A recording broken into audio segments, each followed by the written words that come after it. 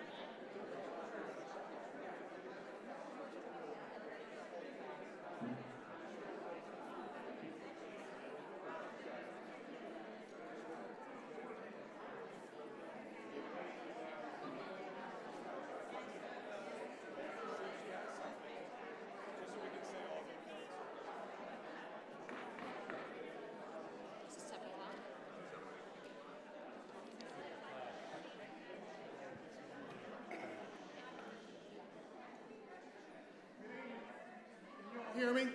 Yes. We're going to get ready to get started, but I need to give you a heads up. You will see the 3 minutes if you are signed up to speak. You will get a 15-second warning. And then when 3 minutes, you will be asked, if you're not stopped, they're going to turn the mic off because that's the only way we can keep it moving, to be fair to everyone, because you can see the timer, we can't, and we're only looking at hand signals back in the back. So just not trying to be rude, not trying to be inconsiderate, but to make sure everyone gets the same treatment. Make sense to everyone? Yes. And then this mic will be here for you to speak. You should be addressing the board. We ask that everyone has the same right, whether you agree with them or not. Everyone has the same right to be heard for 3 minutes, okay? Thank you.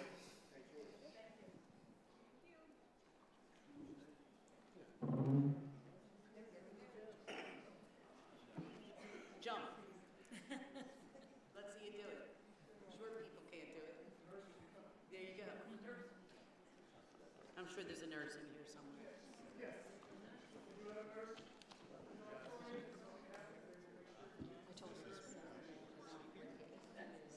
Okay, clean. We got a nurse. Yeah.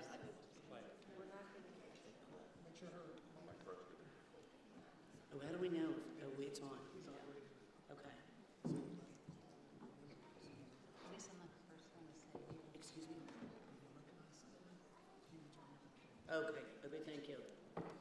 Okay, so I call to order the Centennial School District Committee of the Whole School Board meeting, Tuesday, May 27th, 2025. If we could stand for the Pledge of Allegiance. Oh, I'm sorry. We had an executive session before this to discuss personnel matters. If we could stand for the Pledge of Allegiance. I pledge allegiance to the flag of the United States of America and to the republic which stands one nation under God, indivisible, with liberty and justice for all. If you could stand for just one more minute to remember the gentleman, the park ranger who passed away at Tyler State Park, just for a moment, please.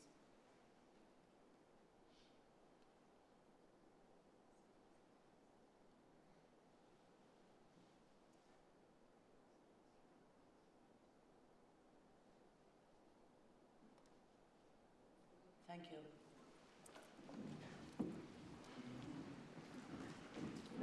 Mrs. Roosh, could we have a roll call, please? Mrs. Brancato. Here. Mrs. Crossan. Present. Mr. Gindhart. Here. Mr. Godekson.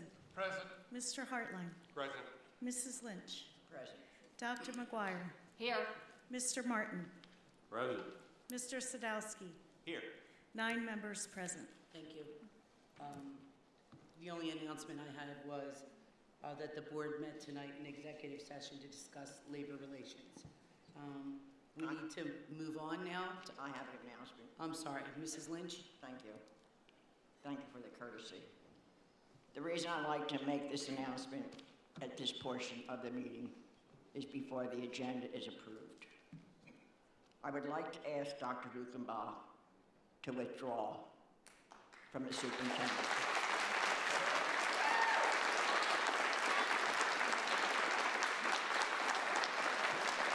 My statements are from the news reports, TV channels.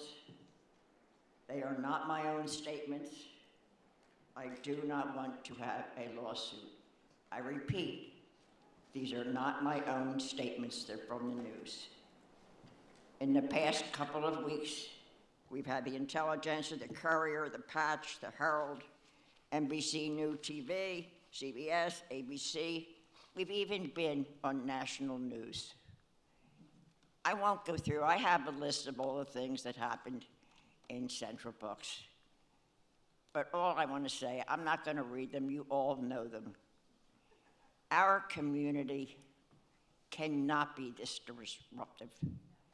We are going through headlines. Even this morning, the Intelligencer, give me a break. This is too much. We are a good community. We are a good school district. We do not need all this diversion from a superintendent. So Dr. Lukenbaugh, even though you might be a wonderful man, I don't know that, but I'm sure that you must be. I ask you, please, for the good of Centennial, please withdraw from the superintendent position.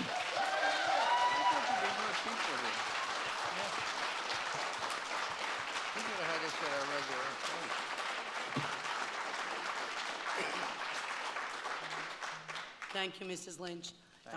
The only other announcement I'd like to make is we are not Central Bucks. We are Centennial. And we all know that.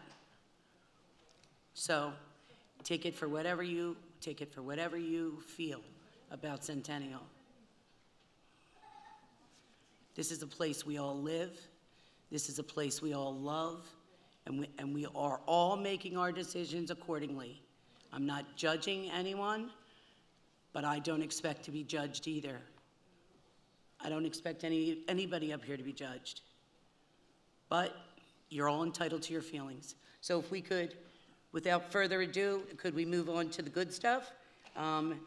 Dr. Bedden, if the floor is yours. No. Oh, jeez. Where is he? It's crowd surfing. There's always a clown, Dr. Bedden. Oh, you asked him to do it, I told him to jump up, not jump down. so he did it in reverse. Yeah. Rena? Yeah. One of the outstanding opportunities that you have as a superintendent of Centennial School District is the opportunity to recognize and view the wonderful talent that our students have. One of the taglines for our school district is academic, athletics, and the arts, and I think we represent many of those three things very well.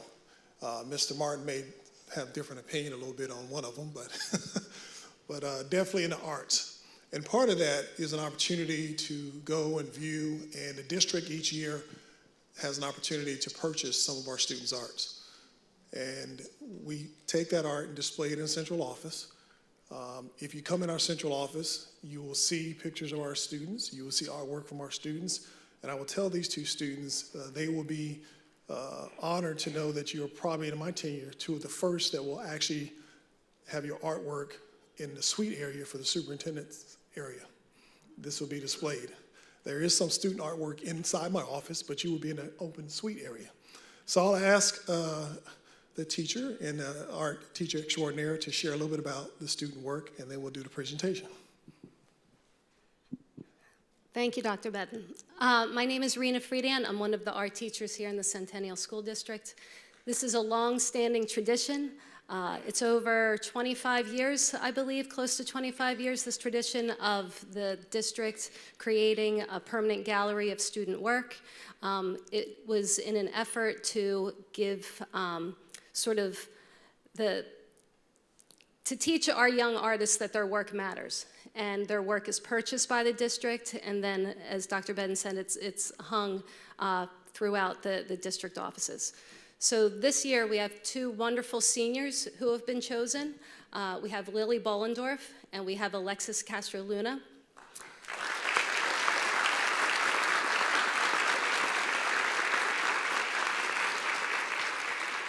Ironically, each of these students created these paintings in my studio, so I feel very, very lucky to have witnessed this. They've each worked as independent study students this year. They've sort of exhausted all of the coursework that we've had to offer, and their skills far surpass mine. So we work together in an independent study capacity. Each artist is also showcasing their work coming up. If I may make a little shameless plug for each of them, Alexis is part of our William Tennant, Mr. Tennant competition, and some of his artwork is going to be shown there. It may look a little different from the painting here. And then Lily is one of our gifted artists who's part of our Fox Chase Cancer Center partnership, our Beyond the Canvas that is taking place at the center on June 4th. Lily's creating an original piece of artwork that represents a story from Fox Chase. So that'll be online as well, but you can reach out to us and we can get you some more information. But each of these paintings are in oil. Each of these paintings are a testament to their dedication, their hard work. They're both very, very shy. They're dying right now. That's why I'm doing all of the talking. but each have plans to use their creativity to problem solve in the future. And if this is any indication of what the future holds, we're all pretty lucky to be in their company. So super proud of you both.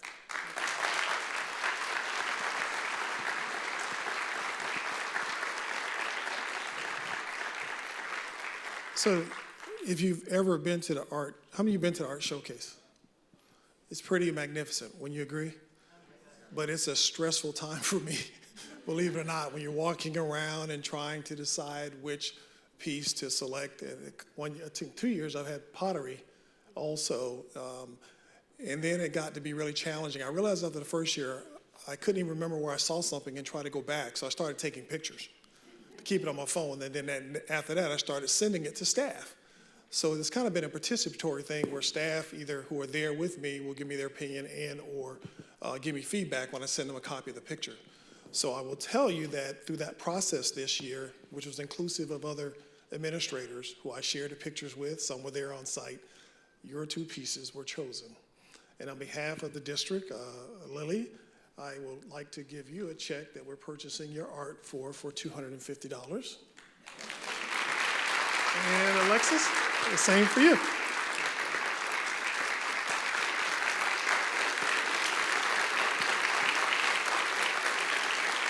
guys want to say anything? No? Say anything? No? Want to say anything?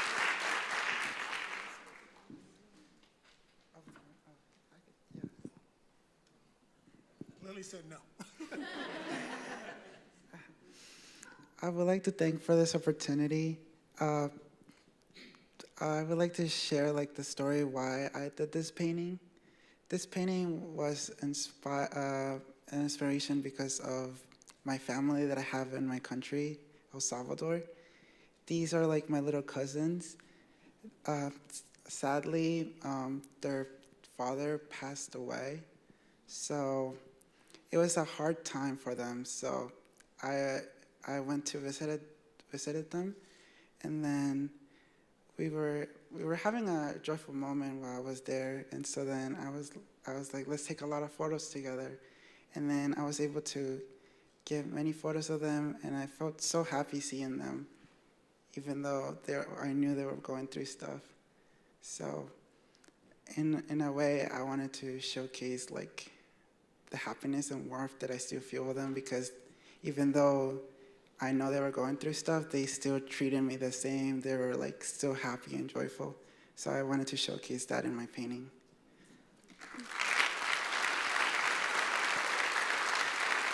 If you could, both of you can hold up the art piece and turn it around so the board members can see it. Sorry, this setup makes it a little bit challenging for the board members. If you could go down to the other end for those.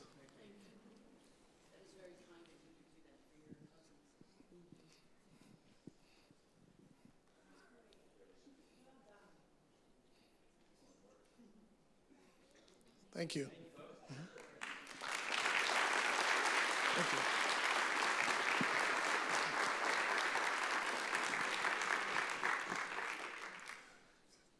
The last meeting in May is also the time that we have an opportunity to recognize staff, faculty and staff who get outstanding. Yes, thank you, I'm sorry.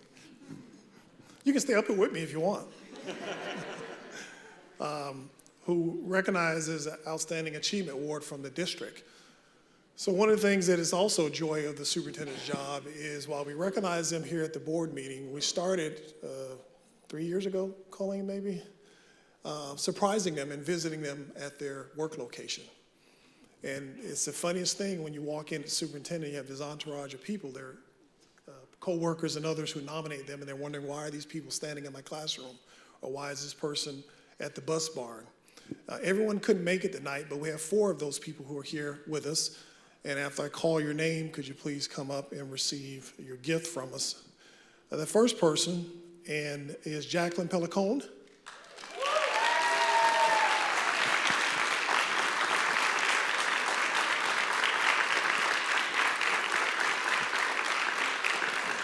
You can stand here.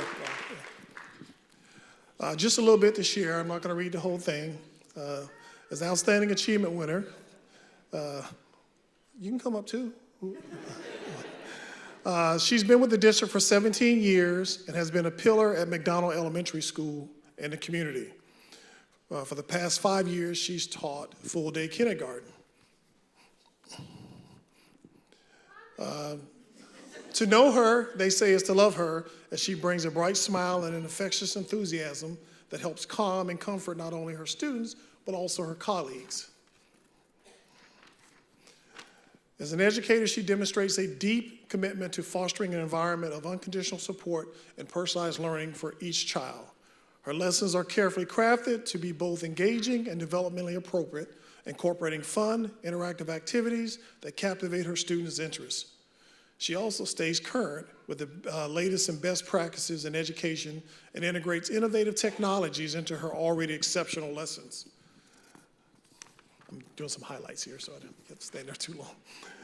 During the summer of 2020, she dedicated her personal time to designing a prototype for the virtual learning Google Slides, an invaluable tool that continues to enhance her staff and her team's ability to visually engage students to this day.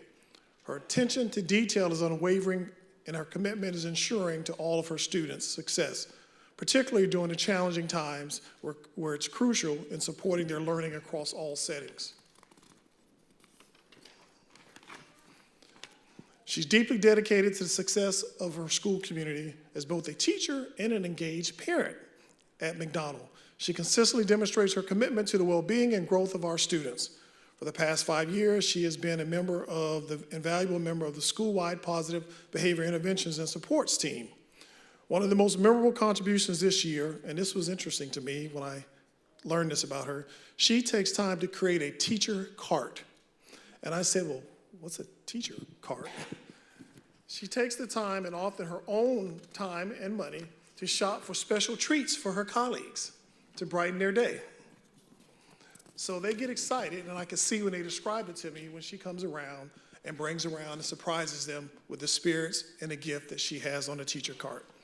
She was selected this year to serve on both the McDonald's think tank and the district's larger think tank climate and culture team, which is something new that the Office of Teaching and Learning started this year.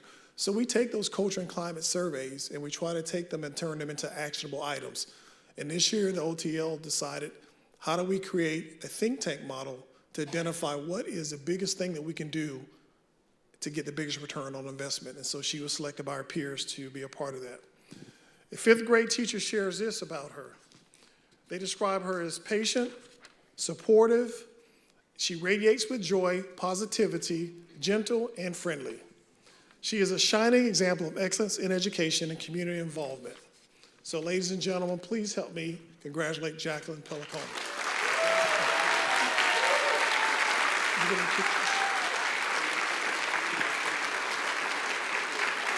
copy of that speech in there? Is a copy of the speech in there? I don't know, but I can get it. Who's gonna get it? Who's that? Well, bring him up. Where is he? Come on down. Come on. Yes. Anybody? You got anybody else here? Yes. Tell them to come on down. You get the rest of your family?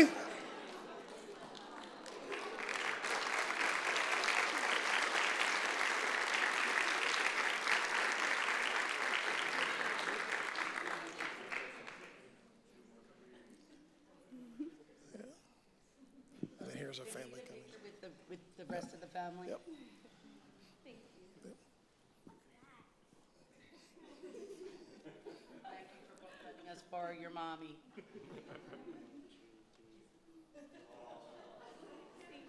Thank you.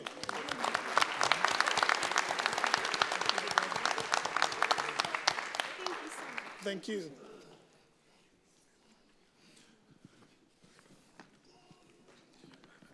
Our next Outstanding Achievement winner is Matthew Markey.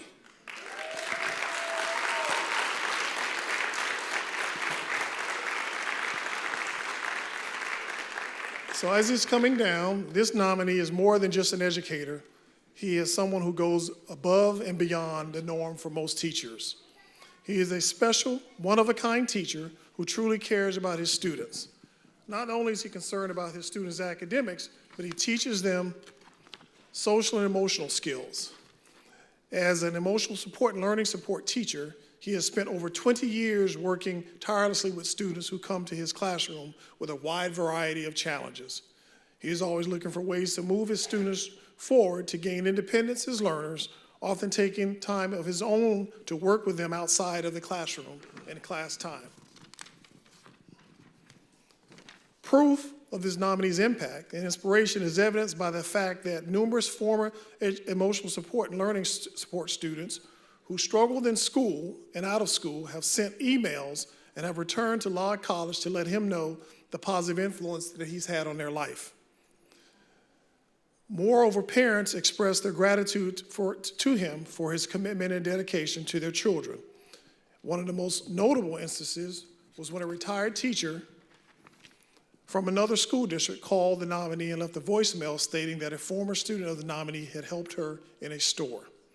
The retired teacher was so impressed, she made the effort to look up the nominee at our school to let him know that the positive impact he had had on his students years later. He is a member of Lod College's SAP team, as well as a past coach of several sports teams here at the middle school. He headed up the outdoor classroom project and fundraisers to support this project, including several Mother's Day plant sales. How many of you guys have been to the plant sale? Yes. He has spent 21 years as a special education teacher, 13 of those as an emotional support teacher, followed by his current role of 8 years as a learning support teacher. His commitment to Centennial District and his students exemplifies why he was selected this year as an Outstanding Achievement Award winner. Ladies and gentlemen, Matthew Markey.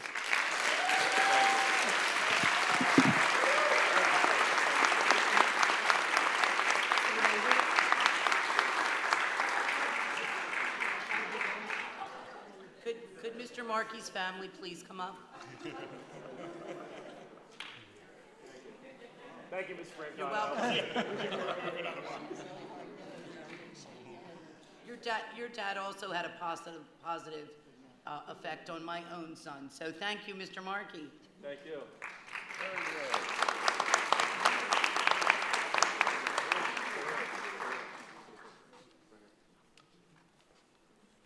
Your dad is cool tonight, guys.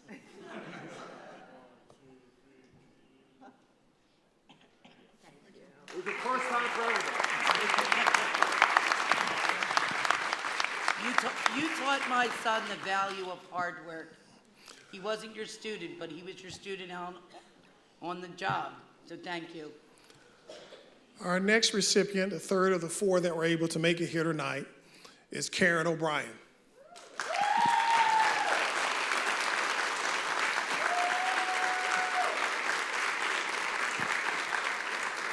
Now, Karen, you remember when I showed up, you looked like a deer in headlights. This nominee has spent the last 16 years supporting students in the Centennial School District, but she started out as a district substitute. Shortly after, there was a smart administrator somewhere in the district who recognized her value and hired her as a personal care assistant at Stackpole Elementary, where she remained until the school closed. In 2012, she moved to Davis, where she remained serving as a personal care assistant before switching to a special education classroom assistant. Going above and beyond for her students is the norm for our nominee. She's been a core member of the March Madness organizational team at Davis for the past 10 years. And I happened to be there in March, and you guys had on those shirts. She's involved as a coach for the school's Gritty Girls Running Club for several years. She's considered a true professional, and her colleagues emulate her and regularly lean on her for her opinions, advice, and general knowledge. And when I shared those comments, I can tell you everyone in the room was nodding and saying, yes, we do go to her a lot. They call her the outstanding team player. The comments expressed below that I'm going to share paint a far better picture of the candidate than a simple paragraph or information I read before. One person said, in my 2 years as an administrator at Davis, she has been their version of a Swiss Army knife. And I did remind the administrator, that's not a good thing in a school now. And she positively impacting kids in so many ways across the school, from greeting students, excuse me, in the morning with music and a smile at the crosswalk, and all the students in the class nodded and said yes with enthusiasm, to taking on nearly every possible support position in the building at the drop of a hat, so she's willing and able to fill in anywhere and everywhere. She's willing to do what is needed to help her colleagues and especially her students in every professional context. She truly is an outstanding educator, deserving of this magnificent and well-deserved recognition. Congratulations for our Karen O'Brien.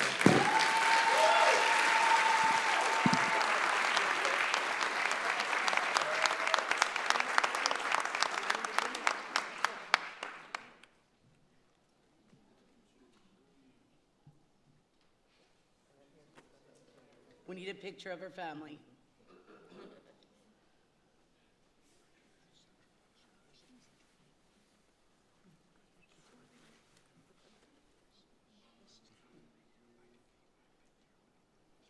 Thank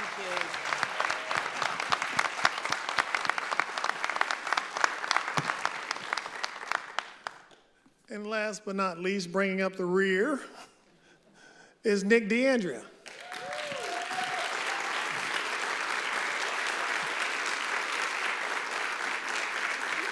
Nick is described as a passionate instructional leader. He fosters teacher growth, student engagement, and innovative learning opportunities. Over his 20-year career in Centennial as a classroom teacher, instructional coach, and athletics coach, he has been a mentor, he's shared his expertise, and he has a collaborative spirit. As an instructional coach, he seamlessly bridges the gap between classroom instruction and professional development, combining deep knowledge of evidence-based practices with an understanding of the daily challenges that teachers and educators face. His ability to anticipate a teacher's needs and offer practical, impactful strategies has led to immeasurable improvements in student outcomes across our schools. And in the summer months, he actually offers Camp Invention, where he sparks curiosity and innovation of young minds. As a classroom teacher, he was known for his innovative approach to instruction, creating dynamic inquiry-based learning experiences that fostered deep engagement and critical thinking.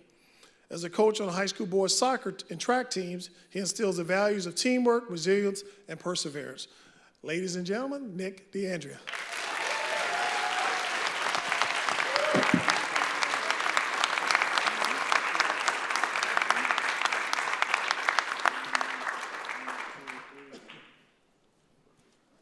Minus a couple children tonight. There you go.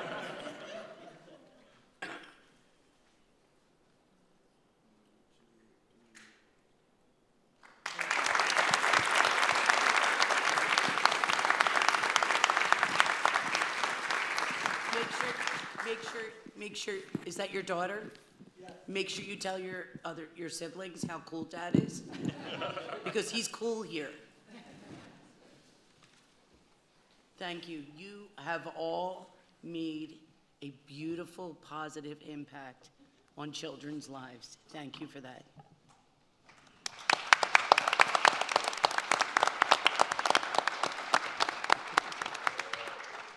Okay. Yep. Dr. Bedden, Superintendent report. Board members and Madam President, I will defer my time to Mr. Greenwood to give you all an update on the budget. As Mr. Greenwood makes it to the podium, he will give you an update because you have to do a preliminary adoption tonight. I do want to remind the board that we are facing challenges over the past multiple years. That we have had in 22-23 school year, we had total reductions of $1.8 million that we were able to save. In 23-24, we had expense reductions totaling $1.2 million. And then in 2024-2025, we had total reductions of $1.7 million. Over the course of the past 3 years, we have cut approximately $5 million and had to deal with a 3-year reductions and loss of revenue of about $7.8 million. Mr. Greenwood. Thank you very much, Dr. Bedden. All of you have the presentation in front of you. If you don't get the opportunity to see the screen, We'll jump right in. May 31st marks the deadline to adopt a 2025-2026 proposed final budget, and that's what we will be seeking this evening under new business. This resolution that we're seeking the board's approval of the proposed final 2025 general fund budget that includes revenues totaling $150,970,762 and expenses totaling $156,790,223 with a real estate millage rate of 173.0723. Further, we'll be seeking authorization to display and advertise this budget in accordance with Act 1 of the 2006 School Code. It's important to understand that this may not be the final budget, but what it does do is it sets a ceiling on what level of Act 1 increase you can have. That is also set in this, and that number is 4%.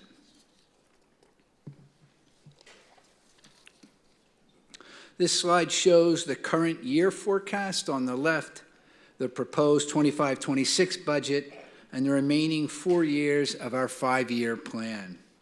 The proposed budget includes a 4% Act 1 increase with a deficit of $5.8 million, which is being funded in this from our general fund reserve. You can see PDE's recommendation is for a fund balance of 8%, shouldn't exceed 8%. By the end of next school year, June 30, 2026, our fund balance would be 4.5%. And that would be roughly a half a month's worth of expenses. This slide simply calls out some major assumptions included in the 2025-26 proposed final budget, as well as those carried through the 5-year plan. We assume the full Act 1 increase for 2026, 27 through 29. We're using the IFO, the Independent Fiscal Office's estimate for that year, and we're carrying 2030 because the IFO hasn't yet calculated that number. And you can see the rest of the assumptions that are contained therein. Mr. Greenwood, when you flip pages for the board, you might want to tell them what page you're on. Oh, so okay. they can keep up since they can't see the Got screen. it, got it. I'm now on page 6. Thank you, Dr. Bedden. As we've shared throughout the spring and at our various budget work sessions, we are working under a structurally deficient budget where our expenses exceed our revenues.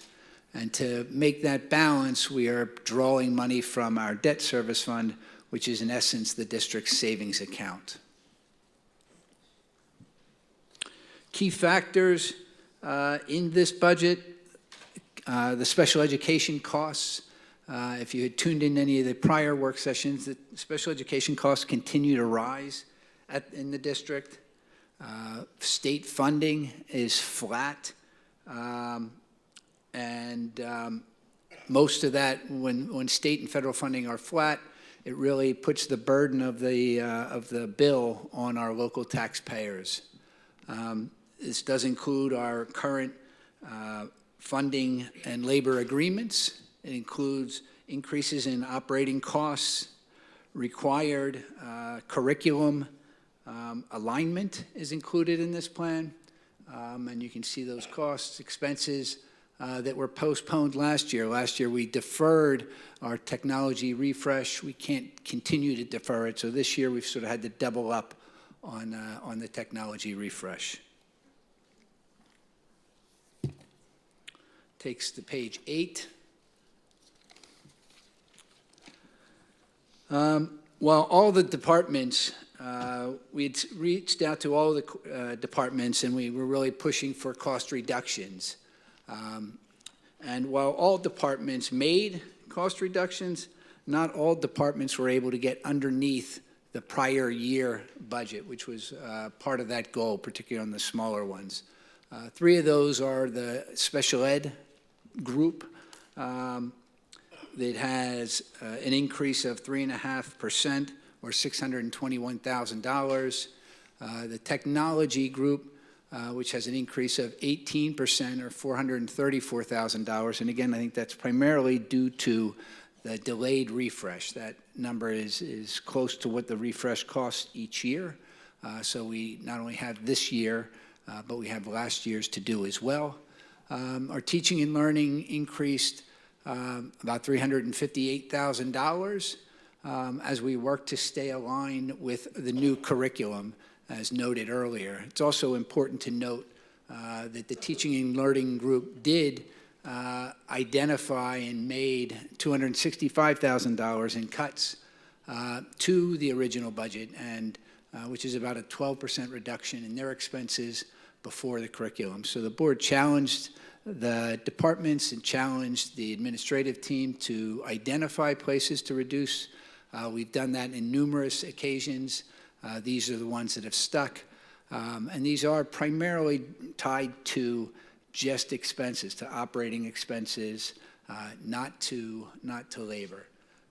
There is a higher degree of uncertainty this time around this year as opposed to any in the past history with regards to costs, and particularly how those costs are going to be pushed through, whether it's coming out of Washington to states, how that happens, and the impact of things like tariffs that are being discussed in and out of the circles of government.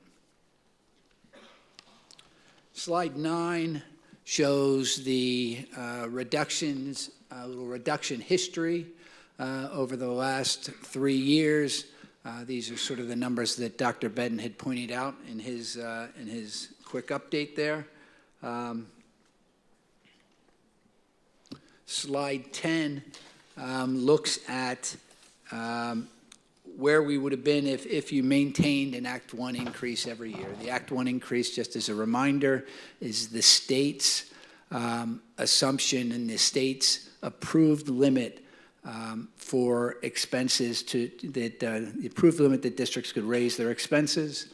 That is the 4% now. That is based on wages, not just locally and within the state, but across the country. So that is how that number is determined. If we had continued and if we used the Act 1 increase in each of those years, we'd have about another $2.6 million in revenue, and the cumulative amount of that would be $8 million. Slide 11 looks at revenue, both from local sources, state sources, and federal sources. And the big challenge now is the federal money. So I'll start at the bottom. We've returned to pre-pandemic levels, so we will be at about $1.5 million. That's tied to title funding and medical access funding. All of the ESSER money has been pushed through, at least through the system here at Centennial. We did a good job of maximizing that use and really fostering that, as we've said for the past 3 years, really to our students' goals, right, in ways that we can improve our curriculum, improve our delivery. The state funding is relatively flat. The state funding, we're continuing to wait for that, for Harrisburg to come up with their budget. While it would be wonderful to have that in advance, the school district budget is due June 30th, so it is unlikely that we'll hear from the state at that time.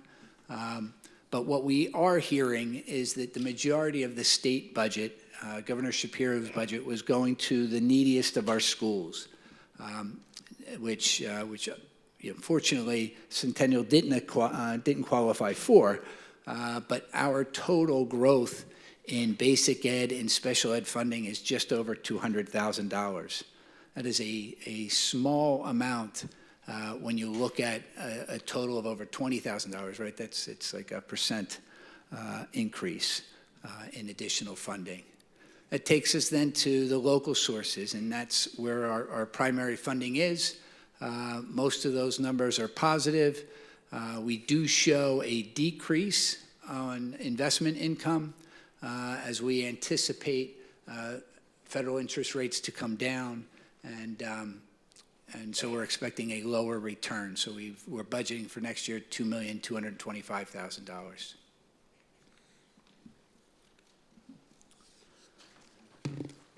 Slide 12 just shows sort of where Centennial sits with regard to millage rates charged in our county, and we are literally dead center. There are 6 ahead of us, there's 6 below us, and those groups seem to have common interests, right? The ones that have lower millage rates tend to appear to be more the affluent areas, and those areas that have had more and more recent development. So their appraised values are higher.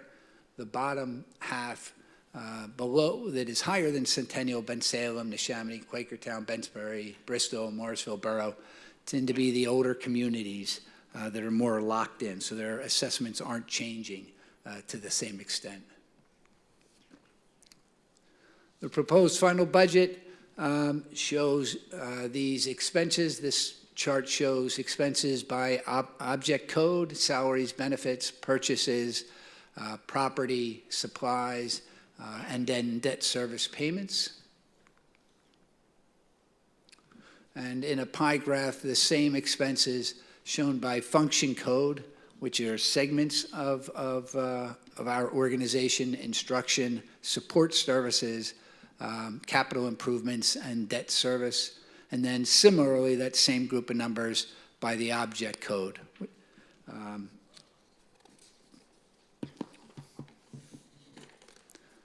When we look at the object code, this final slide, slide 15, to Mr. Ginhart's questions in the past, he's always wanted to know what's in the pie. And this chart tries to break down each of those services. So salaries and benefits making up 70% of the total district expenses, followed by purchase services, which includes a plethora of items such as the IU special education services, special education placements, charter school tuitions, MBIT tuitions, technology services, utilities, all are captured under that 19%. Supplies represent 3%, which includes books, software, fuel for the buses. Property is 1%, which are just technology purchases, software purchases. Other objects and other financing are interest on our bonds and our bond principal payment. Those numbers come out to 7%. So with that, we will be seeking the board's approval of that proposed final budget and our ability to post that on our website. Thank you. Thank you, Mr. Greenwood.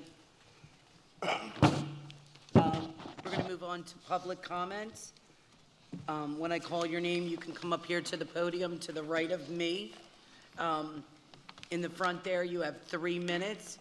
When you have 15, is there a timer on the screen? Will there be a, okay. So we can't see. So the gentleman in the back is going to raise his hand, and you'll get a 15-second warning. At 3 minutes, the microphone will shut off. If you could go to the podium, state your name, excuse me, I'm sorry, go ahead, Mr. Hartline. Do we have more than 10 comment cards? We do, but there's there's 20. Can we extend the comment period to hear all of the comment cards? Sure, there's 20, so we're good. Second. That wasn't going to happen, so. Okay, I wanted to make sure. If you could state your name, your address, you don't have to put the numbers, but it came to my attention that we had some people speak at our last meeting that although they have a Warminster address, they are not in our school district. They're really in Central Bucks. So if you could just say your name, your street, and what township you live in, that would be helpful. Thank you. Tina Cairns.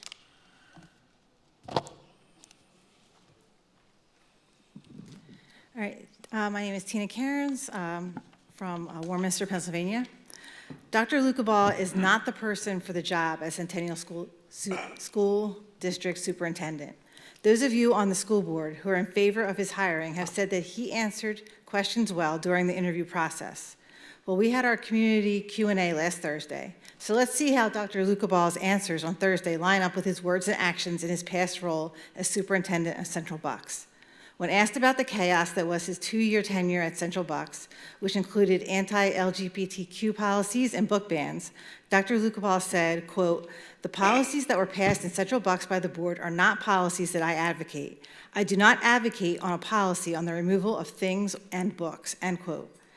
Yet Dr. Lucabaugh is referenced in a July 28, 2022 article in the Philadelphia Inquirer as a proponent of the library materials policy, the book ban, for what he called, quote, "gratuitous, salacious, over-the-top, unnecessary, sexualized content in library books," end quote. He also penned an 8-paragraph message to the Central Bucks School District community in defense of their library materials policy, 109.2, which you can still read online, which the Inquirer noted was opposed by many parents, library advocates, and social rights groups. During the Q&A, Dr. Lucabaugh promised to meet with LGBTQ students and community members at Centennial. He said, quote, "I want to understand how we can start to remove some of the obstacles and build bridges and work together to make you feel welcome." Yet, as reported by CBS News on May 24th, 2022, in regards to the community outcry over Central Bucks' pride flag ban, Dr. Lucabaugh was quoted as saying, quote, "While we can agree to disagree on this one, the reason for the decision is that flags, once thought to be a statement of support, are now a flashpoint for controversy and divisiveness in our school buildings," end quote. He can try to blame all of Central Bucks' ills during his tenure on their school board, but his words, his actions, they speak louder. Dr. Lucabaugh agreed with the school board policy to ban pride flags, calling them controversial and divisive. Dr. Lucabaugh supported the library materials policy book ban and defended it. Do not vote for someone who lies about his past and then takes no responsibility for it. We do not want someone like this here at Centennial.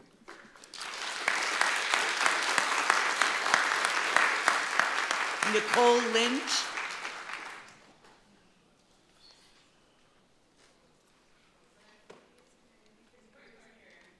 I'm sorry, Nicole Lynch. Here I am. Thank you, Nicole Lynch, Southampton. First, I'd like to thank those. I need you to say which street. Sure, I live on County Line Road. Can you stop my time while I answer that question, please? I'm going to come in right at 3 minutes. First, I want to thank those board members who have spoken out against Dr. Lucabaugh's appointment and have listened to and engaged with the community. So, thank you. This search has happened behind closed doors.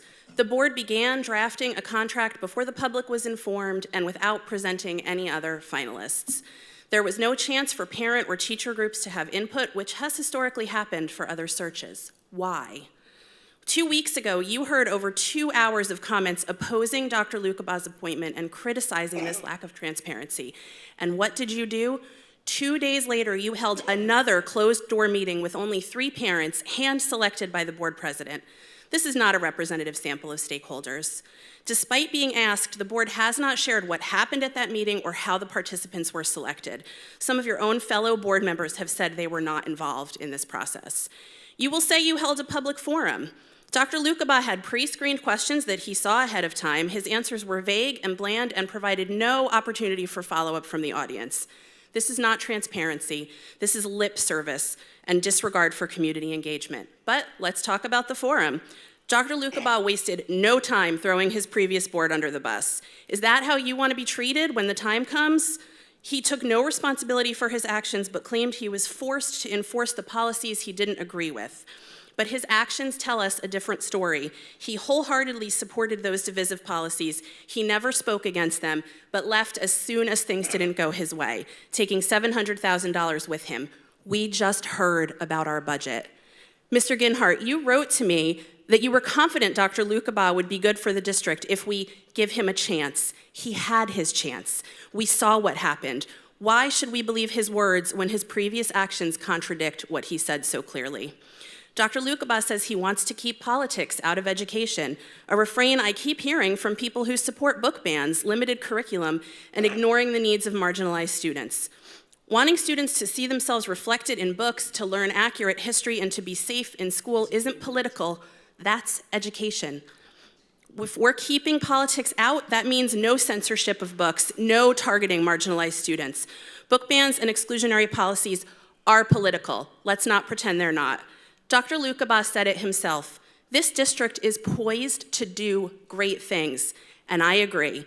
But we won't get there if we allow these issues to divide and distract us.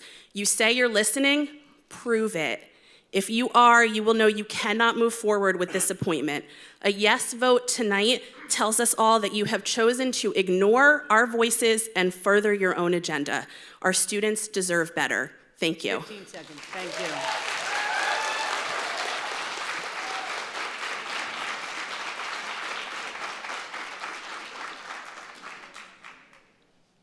you. I think this says Noel Miller.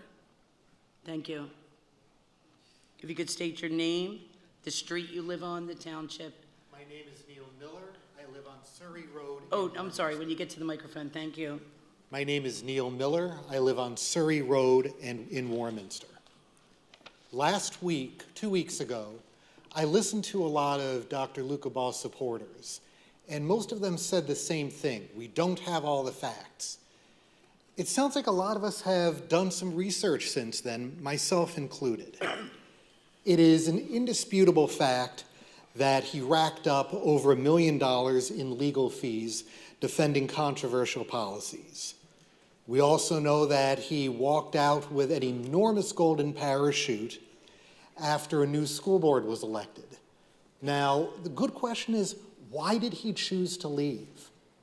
Perhaps the original school board was easier to work with and the new one would not work well with him. We don't know, but neither does Dr. Lukabaugh because he left before the new school board even convened. He never tried. So he just walked out and left. Now, the question is he going to do this again? And anyone who knows anything about psychology knows the old adage, the best predictor of future behavior is past behavior. Promises, whatever, it doesn't matter. The best predictor is what have they done already. Now, that brings me to the next issue, the contract. The contract that was provided to Dr. Lukabaugh is boilerplate. It is standard writ. It has virtually nothing to address any concerns that we might have. Now, you might say, did you research? Yeah, I've got the contract right here. I'll be glad to give it to anybody who wants it. But I read this contract. It guarantees his salary. It guarantees a raise every 3 years.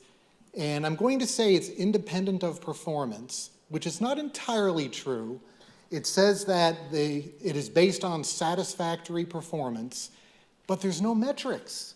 There's no job description.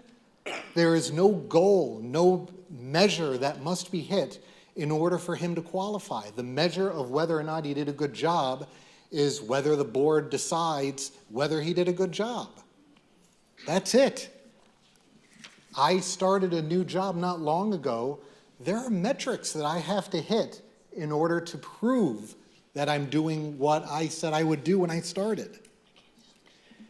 Now, Central Bucks paid a steep price. 15 seconds. It was noted earlier that this is not Central Bucks, this is Centennial. And where that is true, the difference is Centennial is going into this with its eyes wide open. Thank you.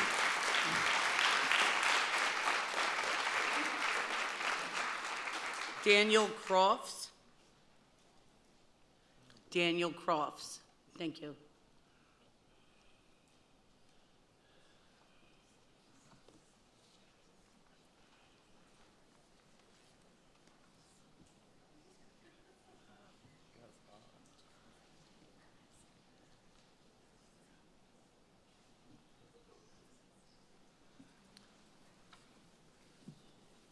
I'm Daniel Crofts. I live on Butternut Drive in Southampton.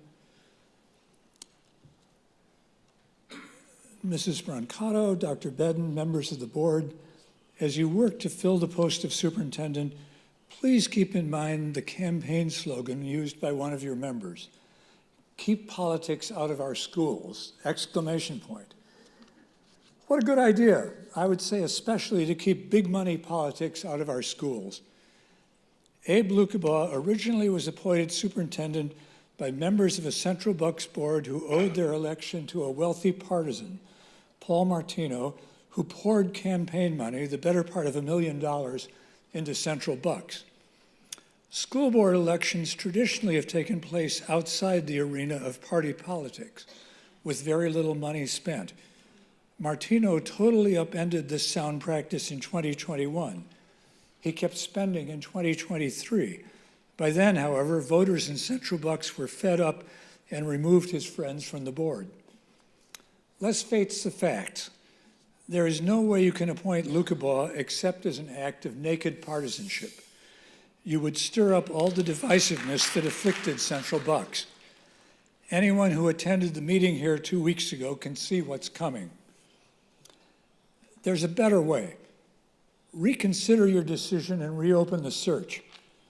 One of you here has far more experience in elective office than all the rest of the board put together. Charlie Martin says that you had other promising candidates who applied.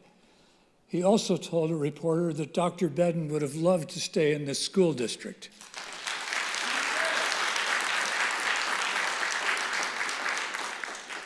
Pay attention to Charlie Martin. If you really want to keep politics out of our schools, consider a bipartisan agreement among yourselves that anyone you appoint must have support from at least 2 Republicans and at least 2 Democrats. The sheep pictured on the suitcase over there will remind you how Central Bucks taxpayers were fleeced out of millions, a chunk that went right into Lucabaugh's pocket. The suitcase itself will remind you that your man already needs something just to tote his cash around.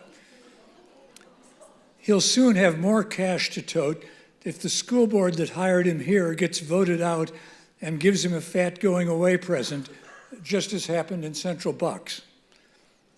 Last week's election returns conveyed a clear message. 15 seconds. Centennials, voters, and taxpayers told you they don't want to be fleeced, and they don't want to provide a stage for the second installment of the Central Bucks circus.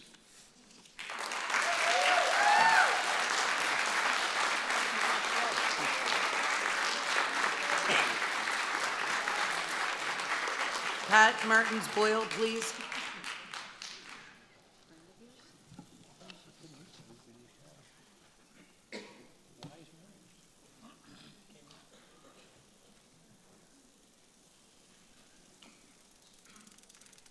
Pat Mertens Boyle, Centennial Station, Warminster. I have a lot of concerns about the hiring of Dr. Lucabaugh. He hasn't worked as a superintendent since he left Central Bucks. He is taking a major pay cut to come to Centennial. Is that because no one else would employ him, especially at his salary? Is that because other districts didn't want to bother with the drama and the lawsuits? This week, he blamed Central Bucks School Board for the policies and the implementation of them. Did he ever counsel the board before they made those policies? We've seen Dr. Bedden say, "Excuse me," 100 times over the past 5 years to counsel the board as to something that they could be doing that would open them up to lawsuits or discriminatory charges and stuff like that. Dr. Bedden has always counseled the board, and I wonder if Dr. Lucabaugh had done it at Central Bucks. He spoke about bringing home all of the IEP students who have been outsourced. These students have been outsourced because their needs were greater than the district could provide. This district has never made these decisions lightly. Bringing these students in-house could lead to litigation. It's already starting. These are my tax dollars that are going to be spent on this. Please reconsider.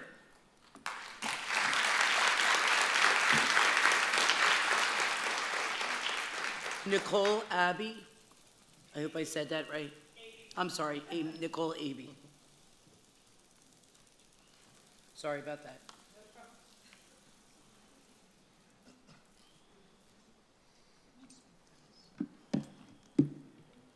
Hello, my name is Nicole Abbey, and I live on Butternut Drive in Southampton. Thank you all for listening to my comments tonight. I appreciate the time. Our schools are the heart of our community, as are the teachers and the students. They're among the most valuable resources that we have. They deserve a superintendent who will engage them in open dialogue, support their professional growth, and listen to their concerns. From what we know, Dr. Lukabaugh's approach may alienate the very people that we rely on to create a nurturing and productive and educational environment. It is critical that we question the long-term vision that Dr. Lukabaugh holds for our schools.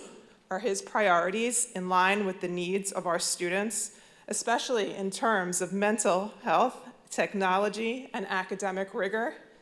I have serious reservations about his ability to lead Centennial School District into a future where every student has the opportunity to thrive regardless of their background.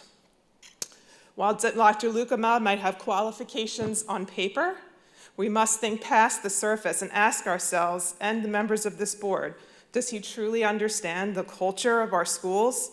Is he the leader who will foster a change that we need to help our students and educators succeed? For the sake of our community and the future of our children, I believe that that answer is no. I would like to know what kind of questions he was asked, and if he was truly the most qualified, what kind of questions were he asked that he was not, that this was not given? How are we able to judge what kind of questions he was asked, and why weren't we offered the opportunity to ask our own set of questions? One of the questions I submitted last week that he answered was one of the ones that I recognized, and my question was cut down. It wasn't I understand you necessarily couldn't ask word for word, but one of the most important parts that I asked in that question was, show your work. When I was in school, we were told, it's not enough for you, I think I lost my mic, no, it's not enough for you to give an answer. You have to show your work. And I asked him and challenged him even now, show your work. It's not enough to say, oh yes, I'm planning to meet with parents. I'm going to meet with educators. Show your work. Tell me how you're going to do that. Tell me how you are going to foster the kind of educational experiences and that I would want to see for my child. Show me, not just tell me. Show me. I would like to see that kind of information before we make any decisions. Thank you very much for your time. I appreciate it.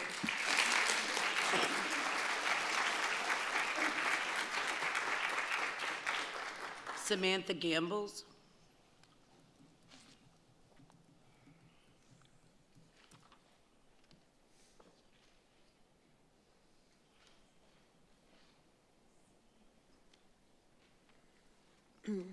Hello, my name is Samantha Gambles. I live on Parmentier Road in Warminster. I know that you said the BCIU came up with a formula, came up with the questions. I understand that there has to be a process. I've been on many interviews. I understand you want to ask the same questions to everybody. I get all that. But when you have a candidate who's sparking such controversy, it's imperative that you ask the right questions of each candidate. And for you not to be able to ask your own questions to someone who's going to have such a pivotal role in our school district is a mistake. And you have the ability tonight to right that wrong and to vote no for Dr. Lukabaugh. Okay? This is our kids' lives at stake. This is my daughter's lives. These are these people's children, their neighbors, their family, their friends. If you haven't already decided to say no, my question to you is why? What do you possibly see in this individual? Nothing that he says has been shown in his actions. I worked for Central Bucks. I shared that with you before. I don't work for them anymore. I had to resign from the district due to physical symptoms of working for this man. So I don't say this lightly, and I don't come to school board meetings very often, but I find the need to come to this one because it doesn't seem like you're getting the point. I don't know what else to say besides that. I'll add in the part about where he mentioned that he wants to bring in-house students who are being educated outside the district. I think that's wonderful. I think students should be educated in the least restrictive environment. with their IEP team's discussion, consideration, and approval. Not somebody just saying, let's save $1, okay, or a few dollars. Because it is expensive to educate kids outside the district. It's also expensive to pay for charter schools, which is honestly where I'm thinking about sending my kid if he becomes our superintendent. And I'm a public school educator. So I don't understand where your line of thought is coming from on someone who is creating such a divisive community atmosphere. And it's not necessary. And I would love to come back to a school board meeting for something positive, something that you're doing right, something that I can be proud to say I live in Centennial. Our children deserve better than him. We are worth more. He is not truthful. He will tell you whatever you want to hear so that he can get this job. And then he'll do what he did to the board in Central Bucks and throw you right under the bus with them.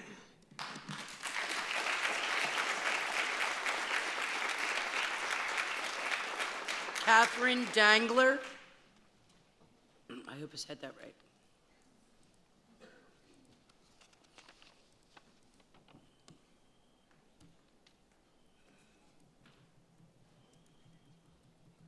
Oh, thank you. That was nice of you. Thank you. That was very kind of you. Thank you.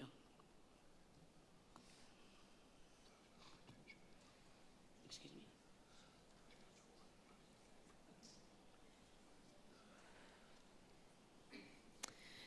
My name is Catherine Dangler. I'm a parent and a taxpayer here in Centennial School District. I live on Newtown Road in Warminster Township. I'm here to talk about Dr. Abraham Lukabaugh. I hear people speaking about show your work. I can tell you, I've seen Abe's work. I've lived it as an educator on the other side of that, where I was asked to speak and then told not to speak. I felt the consequences of speaking up and talking about what is important to students in my building, to what is good for students. I'm here to speak to warn the district about the choice for superintendent. Your candidate for superintendent stated just last week that politics have no place in education, and I wholeheartedly agree. But he will tell you whatever he thinks is going to get him the job. I could care less about his political affiliations. What I do care about is the morals and ethics that he brought and that he brings where he is serving in leadership. And it is a servitude. Dr. Bedden, I'm sure, can speak to that. Just last week, Dr. Abraham Lukabaugh took no accountability for his leadership in Central Bucks School District. He blamed the Central Bucks School District Board of Directors for the outcomes of his leadership. He did not bother to address the climate of frustration and fear he created with teachers. He has continued to blame others for the climate he created. I would characterize the potential contract between the district and the candidate for superintendent as vague at best. It leaves Dr. Lukabaugh with little accountability for his leadership decisions, but a lot of flexibility to increase his salary and cost the district in litigation. Taxpayers will have the burden of the cost for any increase to salary or litigation in which Dr. Lukabaugh leads the district. Additionally, there does not seem to be any specific details regarding what separation from the contract would cost the district. I would prefer to know that he would not resign with hundreds of thousands of taxpayer dollars. I urge you to take all of this into consideration when choosing a leader and moral and model for our children, for our school district, and for our community. This is beyond politics. This is an opportunity to vote no and put our children ahead of the politics Dr. Lukabaugh stated did not belong in education. We are a diverse and beautiful district where all of our students deserve to be valued, respected, and led without politics. So do just that, please.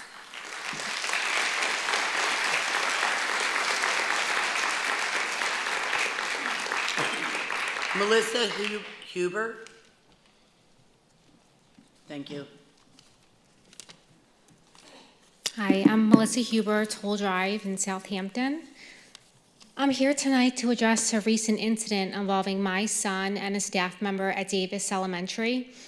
I was told he was running up the stairs after recess when a staff member outstretched their arms and grasped both handrails to slow down students. He went under this person's arm to proceed up the staircase, and in response, he was grabbed by his forearm.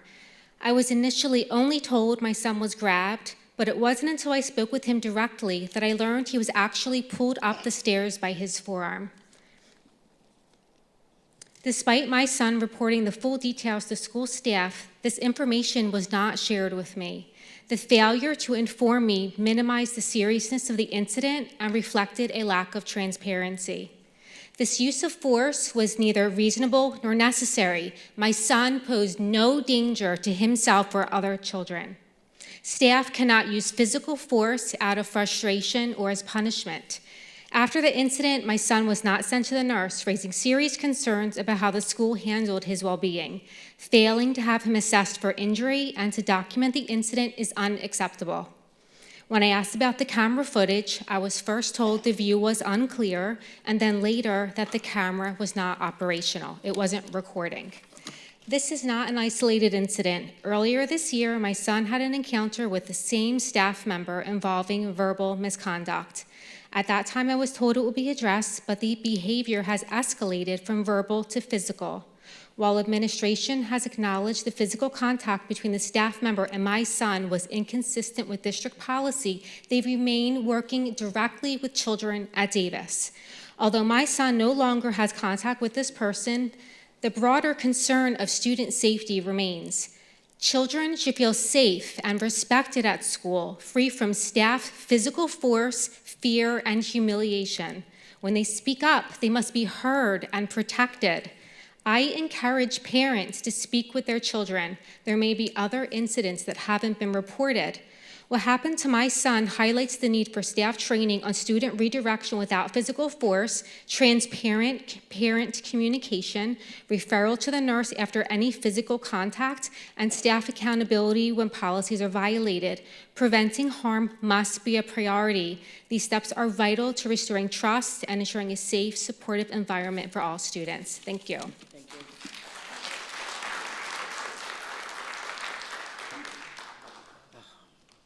I'm going to butcher your name.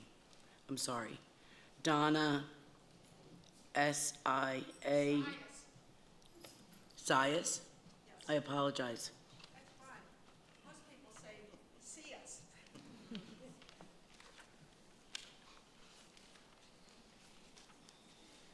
I had not planned to speak, but I'm so moved. My name, Donna Sias. I live in Warminster on St. David's Avenue, and hence Centennial. I am a former foster mother with many foster children, including special needs, and have one currently still in Bucks IU over at Samuel Everett's. I wish to speak on Dr. Book, our nomination for superintendent, and wonder, he has instigated a large number of controversial policies at Central Bucks, which I followed because my church is in Central Bucks and taxed, the parsonage taxed. And then when it became clear that these policies would not stay in place, just before the termination of the school board there was a golden parachute put into his contract, $700,000, which he accepted. And now then he's disavowed what he said, what he implemented. And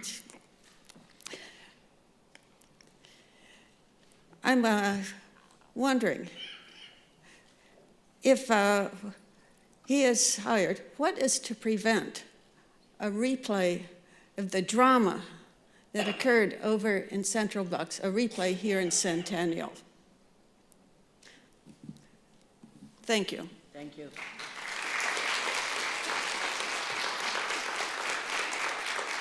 Mike Binder.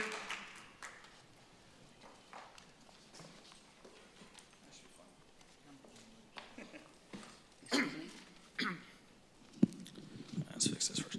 All right, Mike Binder, Warminster. Good. I have 3 children in Centennial, a 2nd grader at Willowdale, 5th grader headed to Log College, and a freshman at Tenet. During tonight's public comment, you will hear some hate towards towards this potential pick, and possibly some love, but I'm here just because I want some common sense.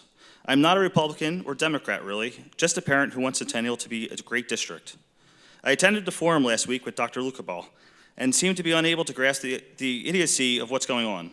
During this forum, he looked at us in the eye and complained that the school board that he previously employed by had different thoughts on policy than he did, and he unfortunately became the face of their policy.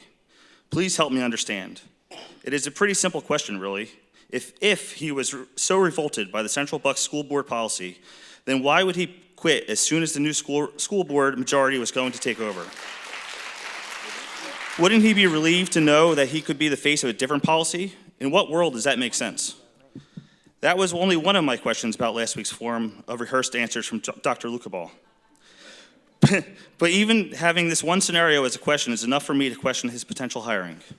This is not a Democrat or Republican, LGBTQ, pride or not. It is not even about book burning. This is a straight idea of let's just not take a neighboring district's very expensive retread for a superintendent. The process to find another candidate is worth the time it would take. Why have this potential circus around our great district? Even if you believe that he is a good administrator, this candidate already made national news in a not so great way. Do we really want that here? Mrs. Brancato, Mrs. Brancato, as president, she seems to have the public voice of the board. So I will ask directly to Mr. Hartline instead. Do you really want this for our district? Just the possibility of a cost associated with this potential hire is just not worth it. Dr. Lukabal already threw one board in front of the bus to potentially help his career. Mr. Hartline, do not let him do the same thing to you. There must be a different candidate out there that can take the position without the baggage. As a late addition, this is my own handwriting here because it just happened, as a late addition to my prepared statement, Ms. Brancato, do you not think Central Bucks also loved their town when they went through this a few years ago? They must have. They voted him out and the board. Thank you.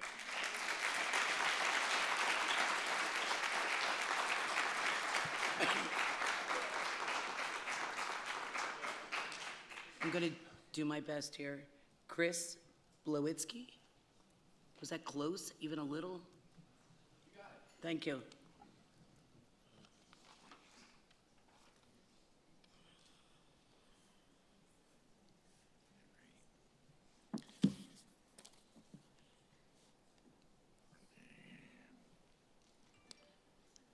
Okay, my name is Chris Blowitsky. I'm on Kings Clear Drive in Upper Southampton Township. I have sent 3 students through the district, 1 who is still attending, and 2 graduates. I'm an alum, and so is my wife, so you might say I know the turf here rather well after living here for close to 30 years. And I've never seen my neighbors in Centennial as particularly liberal or conservative, at least if they don't self-identify it. I served for 20 years as a volunteer firefighter, starting at Hartsville Fire Company in Warminster, and more recently across the border at Willow Grove out of the substation. Ran mutual aid in both townships over and over again for many, many years, so I know the people in this area. And I did listen to Dr. Lukaba's presentation on YouTube last Thursday, and I really listened to it. He is admittedly a very well-spoken candidate, and I can concede that part of the controversy around him did have something to do with a school board who had priorities that were more conservative than the community that they actually served. But again, as has been mentioned before, he was the face of that controversy, and that's my core concern. I mean, as a matter of fact, has been said too, keep politics out of schools. I got this at the polls just last Tuesday. I completely agree, but I can't help but feel that this hire is going to do exactly the opposite. It's going to fracture us along political lines. It's hard for me to believe our board members are ignorant of what happened in Central Bucks, and it would be malpractice for you not to consider the entire picture here. Do we as a community really want to invite the amount of scrutiny Central Bucks faced, scrutiny that reached the national audience, on ourselves? If hired, more focus will be inevitable. Every liberal and conservative media outlet with their own agendas will be watching this district for anything either would consider a misstep. Special interest groups from both sides of the spectrum will salivate over the legal fees they might collect from a hapless Centennial taxpayer. I'm fine with moderate tax increases when it benefits the kids, but I'm not fine with tax increases or service cuts to pay for self-inflicted legal costs and predatory attorneys looking to make a quick buck. And if you vote nay, I mean, the risk is eliminated. I want to move forward to a future where the school board meetings are more like how this one started with artwork and teacher awards. And even budget meetings and whatever else. I implore everybody who is still on the fence, please vote no. I wish you all success, which way this vote goes, because there are going to be kids depending on it. Thank you very much.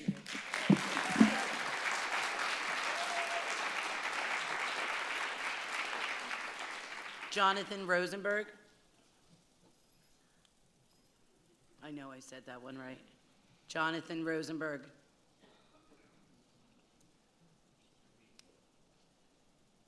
No? Okay, thank you.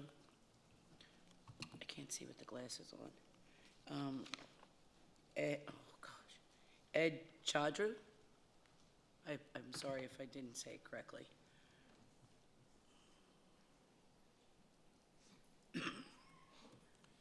Ed Chadro, Pelham Avenue, Warminster. So I was at the forum last week, and it just detailed the selection process very well, the duties of the superintendent, the question and answer session, dispelling a lot of the myths that circulated about his leave. I thought they did a good job at that. But if you listen to the media, you would think that Dr. A made the policy when it was a school board. Best thing you can do is resist the mockingbird media who sensationalizes everything for the headlines.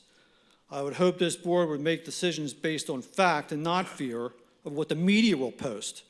Maybe you should ask the media whom they want instead. Thank you. Thank you.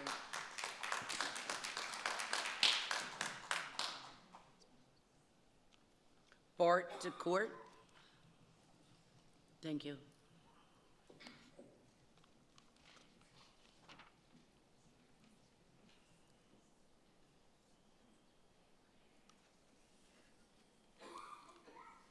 Good evening, dear Centennial School Board members.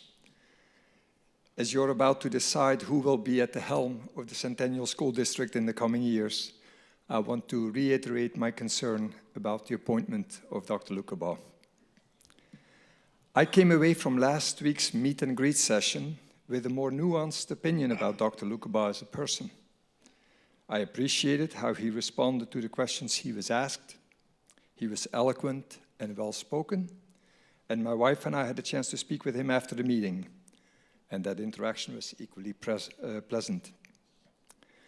It is not appropriate for me to speak on Dr. Lucabaugh's behalf, but he indicated last week during both the Q&A and in our private conversation afterward that some of the most controversial measures that were taken at Central Bucks were driven by the Central Bucks School Board and not necessarily by him.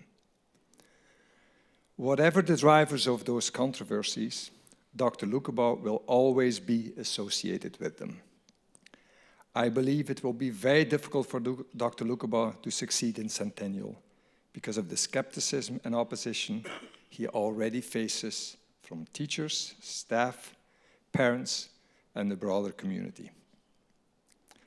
I'm deeply concerned that a number of board members selected Dr. Lucabaugh precisely because of the controversial measures that were implemented at Central Bucks. The remarkable lack of transparency of the entire hiring process has convinced me that this is the motive for his selection.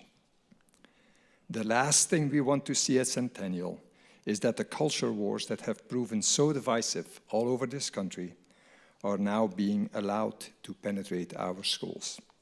Thank you.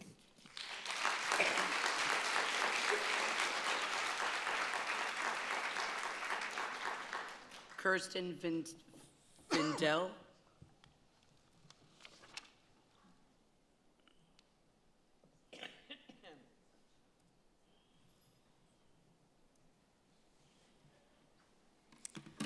Hello, I'm Dr. Kirsten Findell. I live in Upper Southampton on Winding Road. And I want to start by acknowledging that you all have a really hard job. It's a hard job in normal times. The selection of a superintendent is a particularly hard part of this job. And it is true that when you are elected to the school board, you are given the trust of the community, the trust to make decisions on behalf of all of us. There are two ways that I think community trust in this board has been undermined. And that's the process, the lack of transparency of the process of putting forth this candidate, and then the selection of a candidate with so much baggage that is well advertised and well known. Last Thursday's forum, Dr. Lucabaugh tried to address his own baggage, and I appreciate his efforts there. But even that forum was highly managed, with all the details chosen by the board and the delivery of the questions given to him in advance. So that process did not really convey the depth of the concerns in the community. I think some of that depth has come through tonight and came through 2 weeks ago in these school board meetings. But what that forum did not, what Abe Lucabaugh could not address in that forum were the concerns about why the school board chose him as a candidate, why you chose him without giving the other top candidates any room for their pasts and their records to be known. So I mean, I know reasons have been stated for why only one was promoted in this way. But because of his past, there's the most logical conclusion is that the policies that were enacted in Central Bucks were part of the attraction. And that's really concerning, because I don't think you can enact those policies without everything else that followed in Central Bucks. And we don't want that here in Centennial. As you said, Ms. Brancato, this is a different district. We are a different town. Correct. But we don't want that controversy. We don't want all the legal implications, the financial implications, and the implications for our children. Correct. So whatever lies ahead for this district is in the hands of you, in the hands of this school board. And I wish the best for whoever is selected. I hope it's an easy road ahead. It's hard to imagine how it could be easy with Abe Lucabaugh.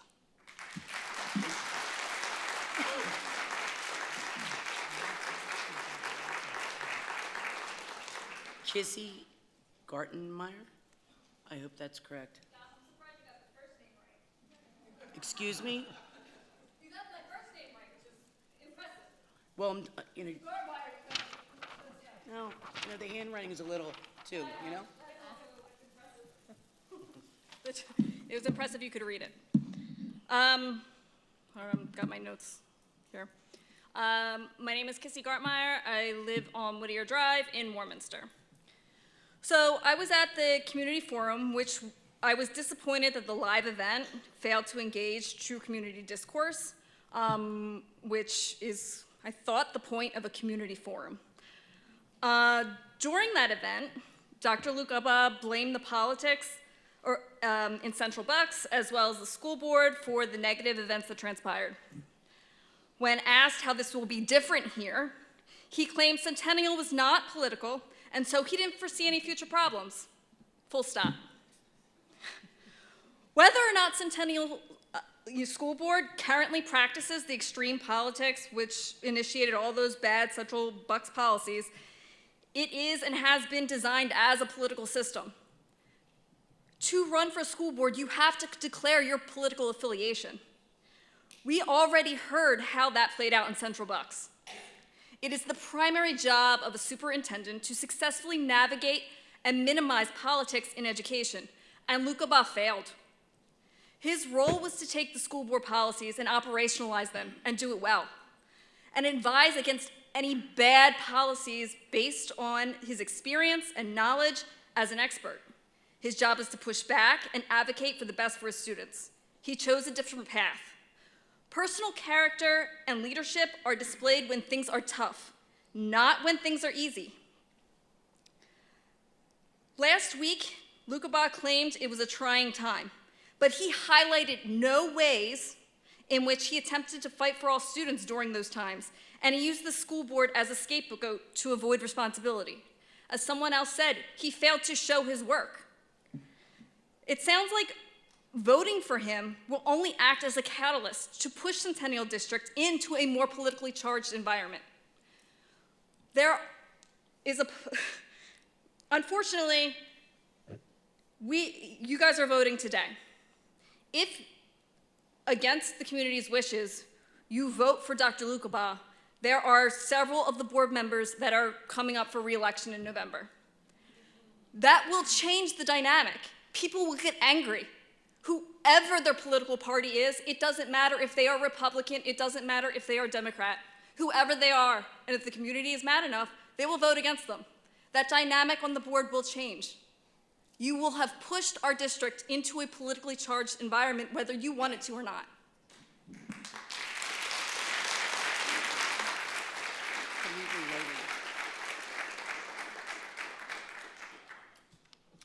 Jennifer Connor.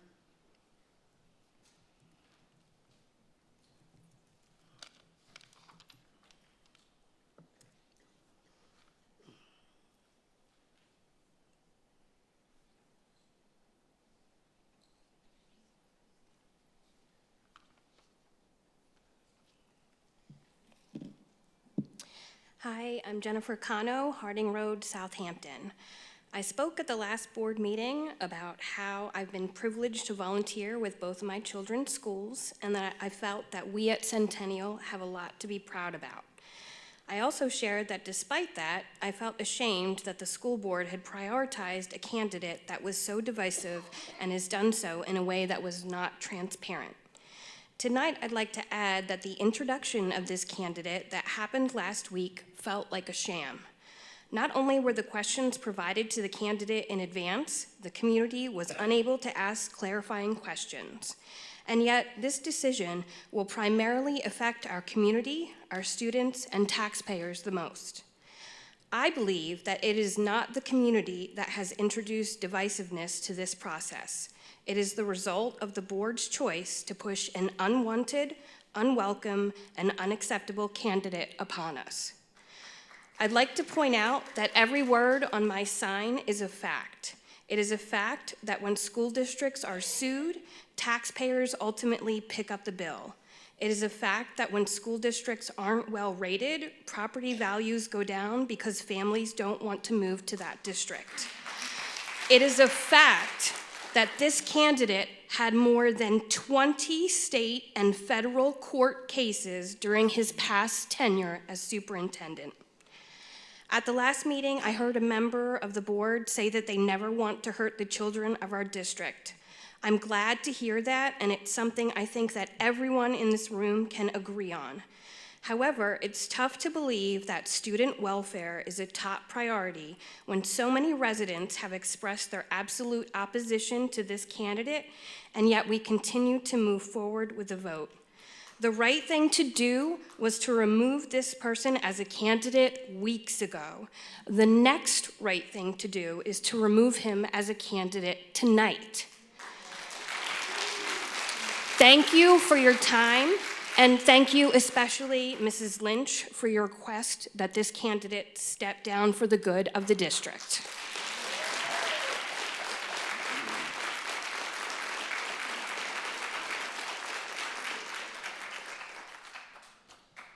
Sylvia Keselov? Sylvia? I could be saying your name wrong. Dr. Bennett, you have a clue how to pronounce this name? Nope. Sylvia, Kesilylov. Okay. Tom Quinn.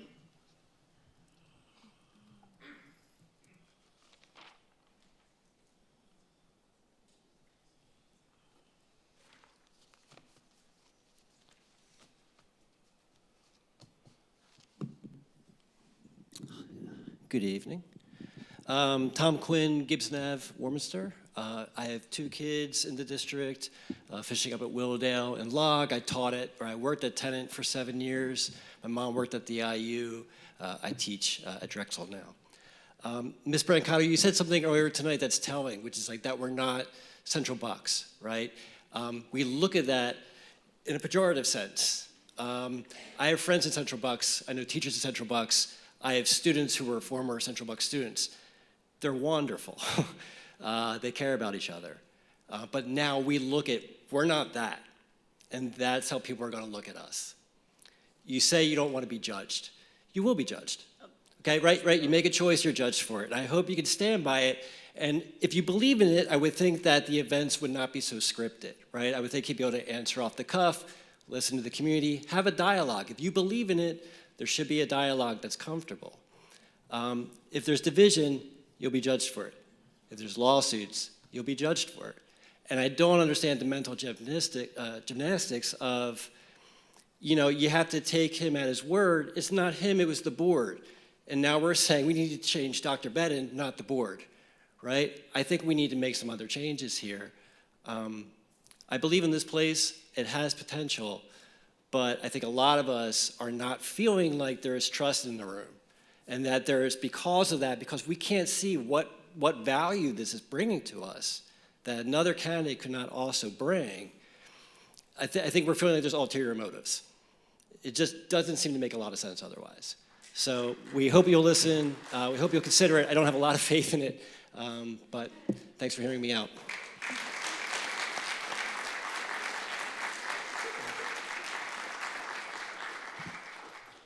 I have to say, there's a lot of keyboard cowboys texting me. Please stop. I'm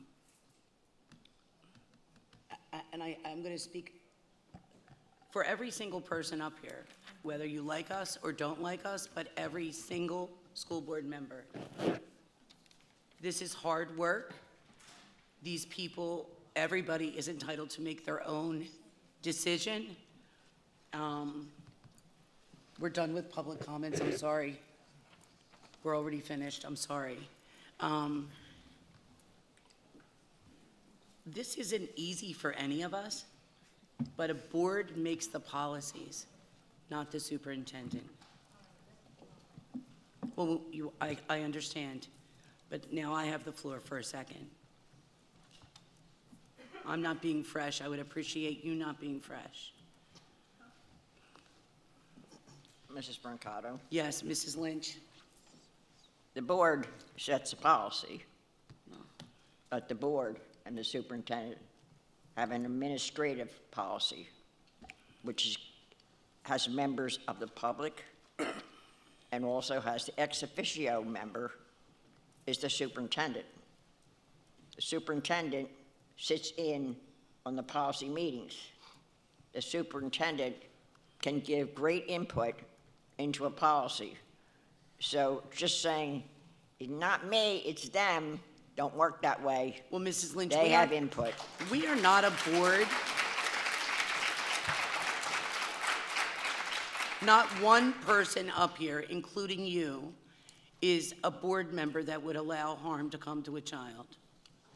Oh my God, I can't believe you said that. When you get a second? Okay, so can we move on, Mr. Goddickson? Mrs. I'm sorry. So I just wanted to say, I do appreciate everyone being here.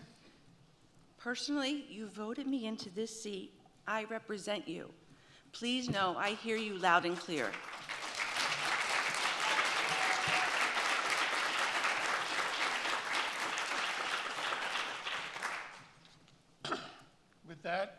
We can move on to the approval of the agenda.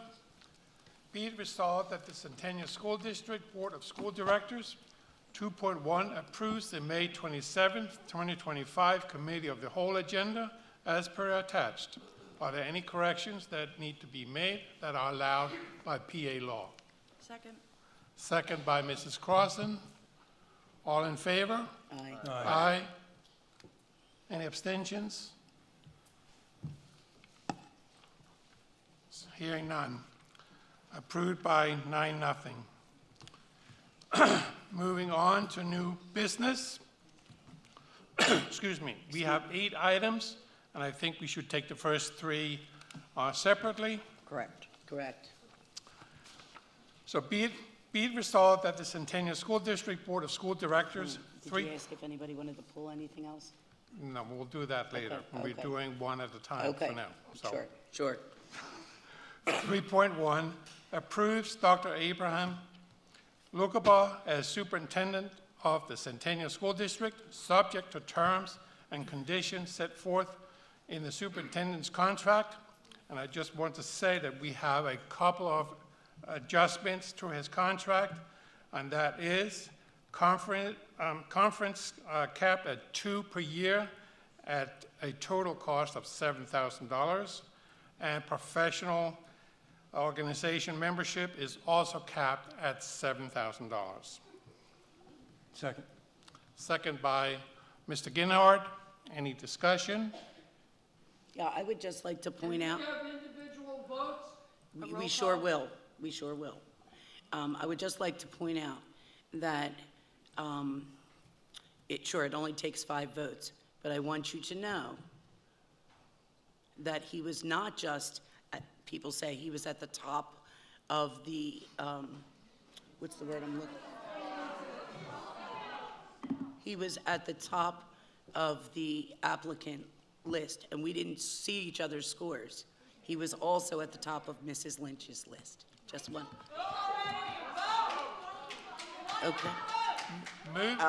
We will be moving on to the vote. We will have a roll call from Madam I'm sorry, Secretary. I have the right to answer. Sure, answer. Mrs. Brancato. Absolutely. There were 3 people in this poll. 2 of the 3 were unemployed superintendents. One of the individuals was a lovely gentleman who went very high.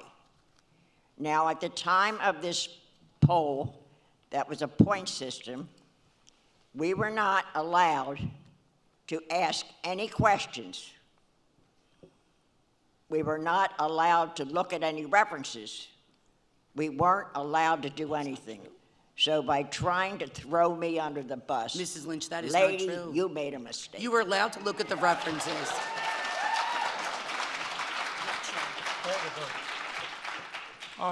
Mrs. Rouge, can we have a roll call? Mr. Hartline. Yes. Mr. Godekson. Yes. Mr. Martin. As a proud Republican since 1964, I'm going to vote no on this issue.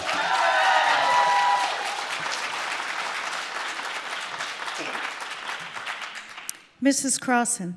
No.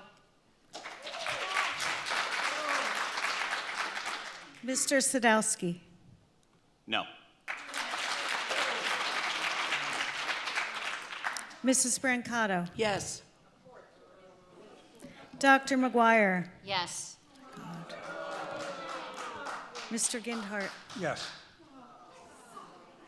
Mrs. Lynch. You asked me to listen.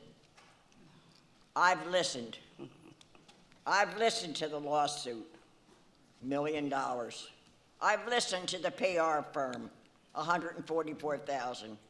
I've listened to the teacher, $100,000, $400,000 damages, legal fees. I've listened to the 6 months into a contract and got a $10,000 consulting fee. I have listened to the $700,000 buyout. I want you to know I've listened, I love this community, and I vote no.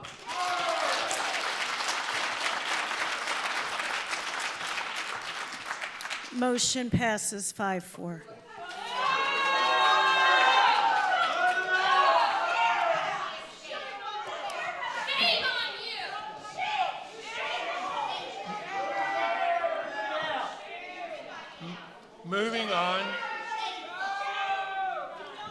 Moving on to item 2. No one spoke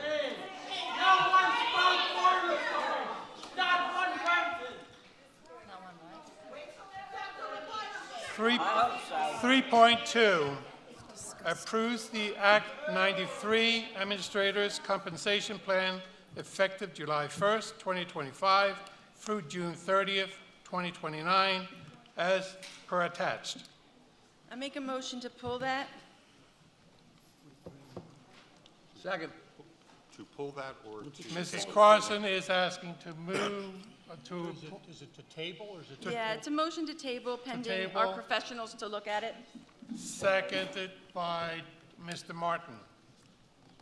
You vote on the motion to table preliminarily. So we are moving on to a roll call for tabling item 3.2.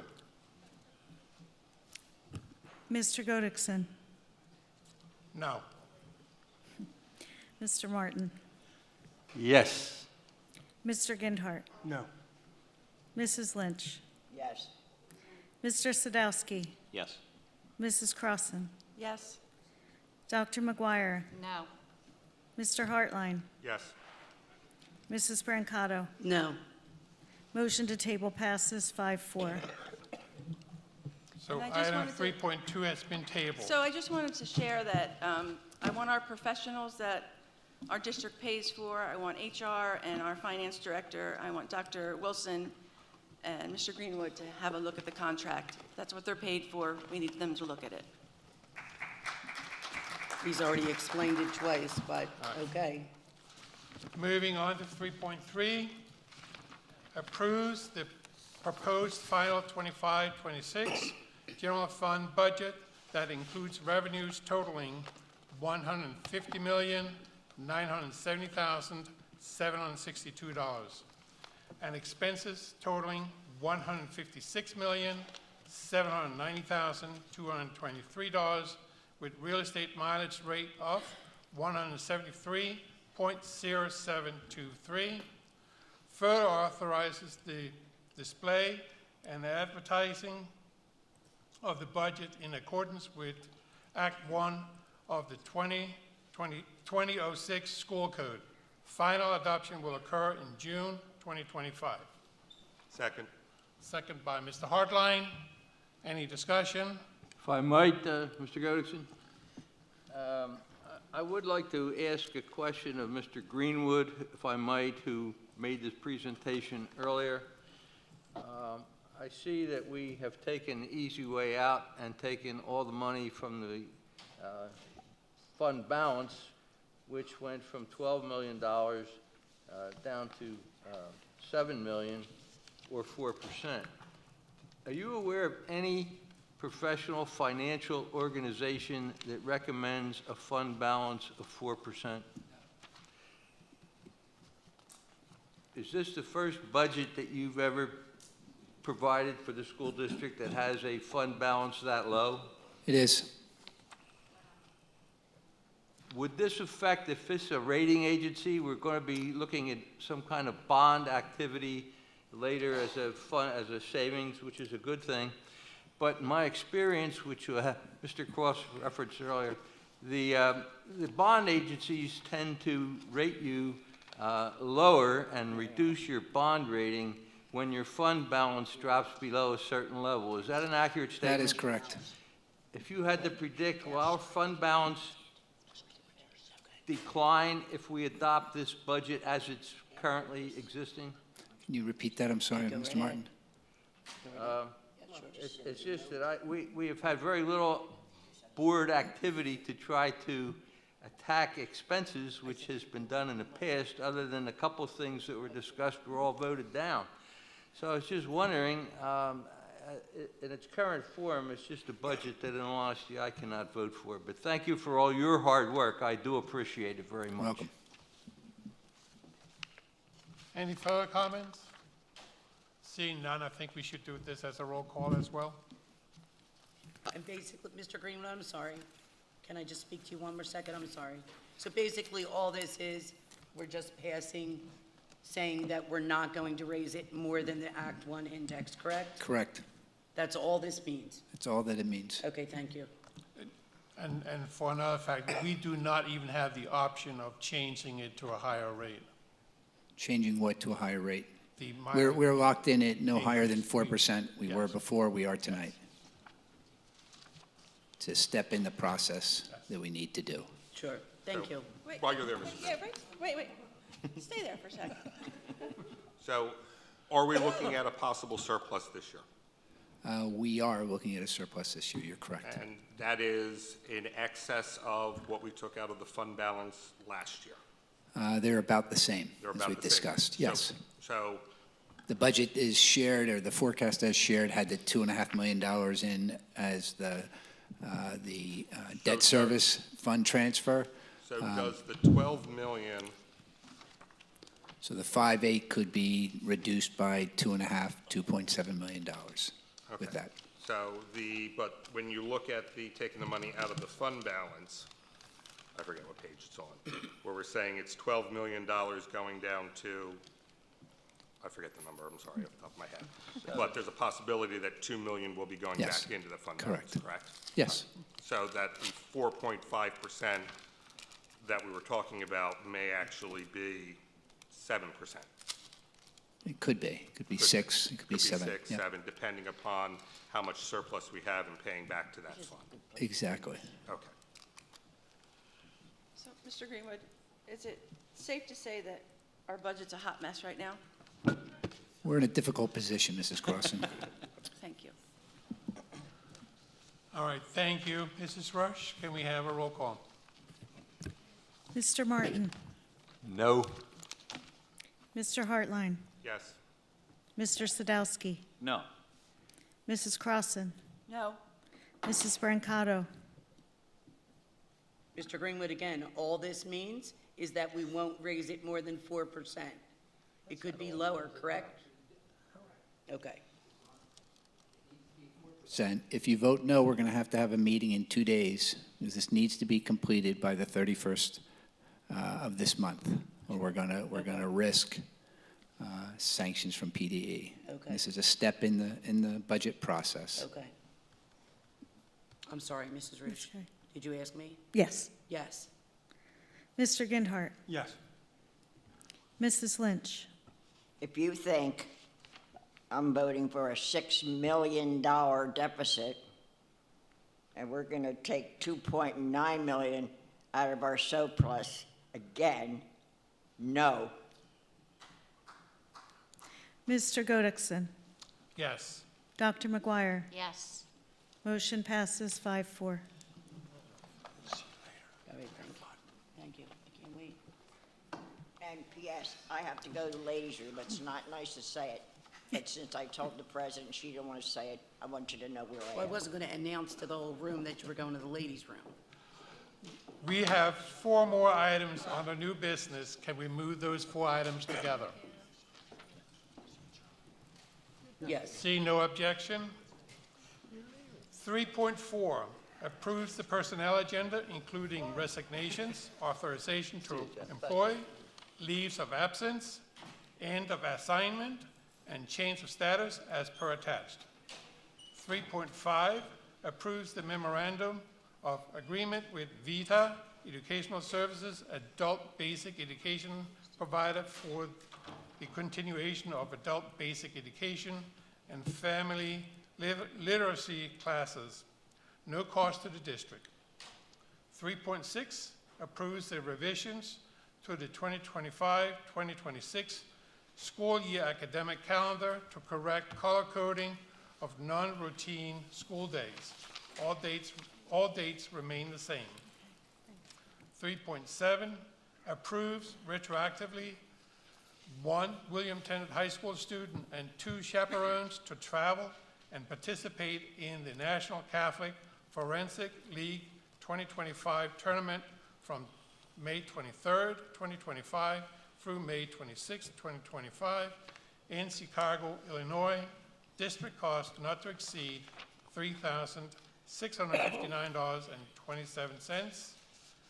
And lastly, approves the request for 2 qualifying William Tennant High School students and 2 chaperones to travel and participate in the high school National Speech and Debate Tournament competition in Des Moines, Iowa, from June 14th, 2025 through June 21st, 2025. District cost not to exceed $11,338.45. Second. Second by Mr. Hartline. Any discussion? All in favor? Aye. Any negatives? Any abstentions? Passes 8-0. Mrs. Lynch is not present.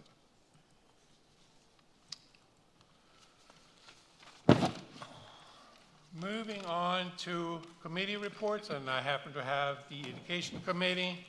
We met last on May 14th and had a robust discussion that lasted more than an hour.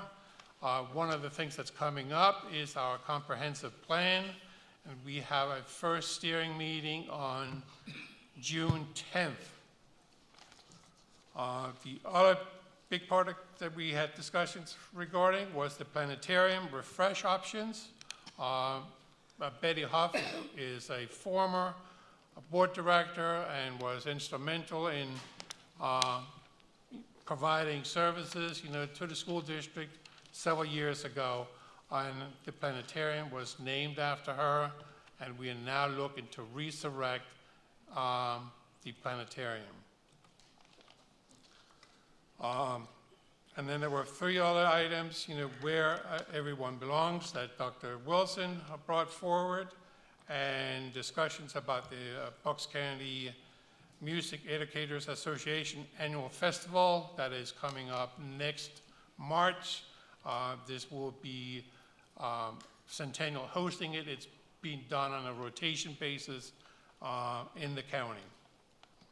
And the last one was the Parent Square, which is a system for communication. And most of these items are already on the agenda coming up very shortly. And our next meeting for the Education Committee is June 11th, 2025. Thank you. Mr. Hartline? All right, so Finance met on May 15th. There are, let me bring up my notes here. There's the normal information items for the Pennsylvania Liquid Assets Funds, Consumer Price Index, and Bureau of Labor Statistics are the ones that we normally have. We did have individuals come in that helped us with our last bond refinancing. We are looking at refinancing 3 sets of bonds coming up in the near future, and then a 4th set later on next year, or after the first of the year. Estimated savings would be approximately $46,000. You do have information in the finance packet regarding this, and then the cumulative savings should be north of $600,000 or close to $600,000.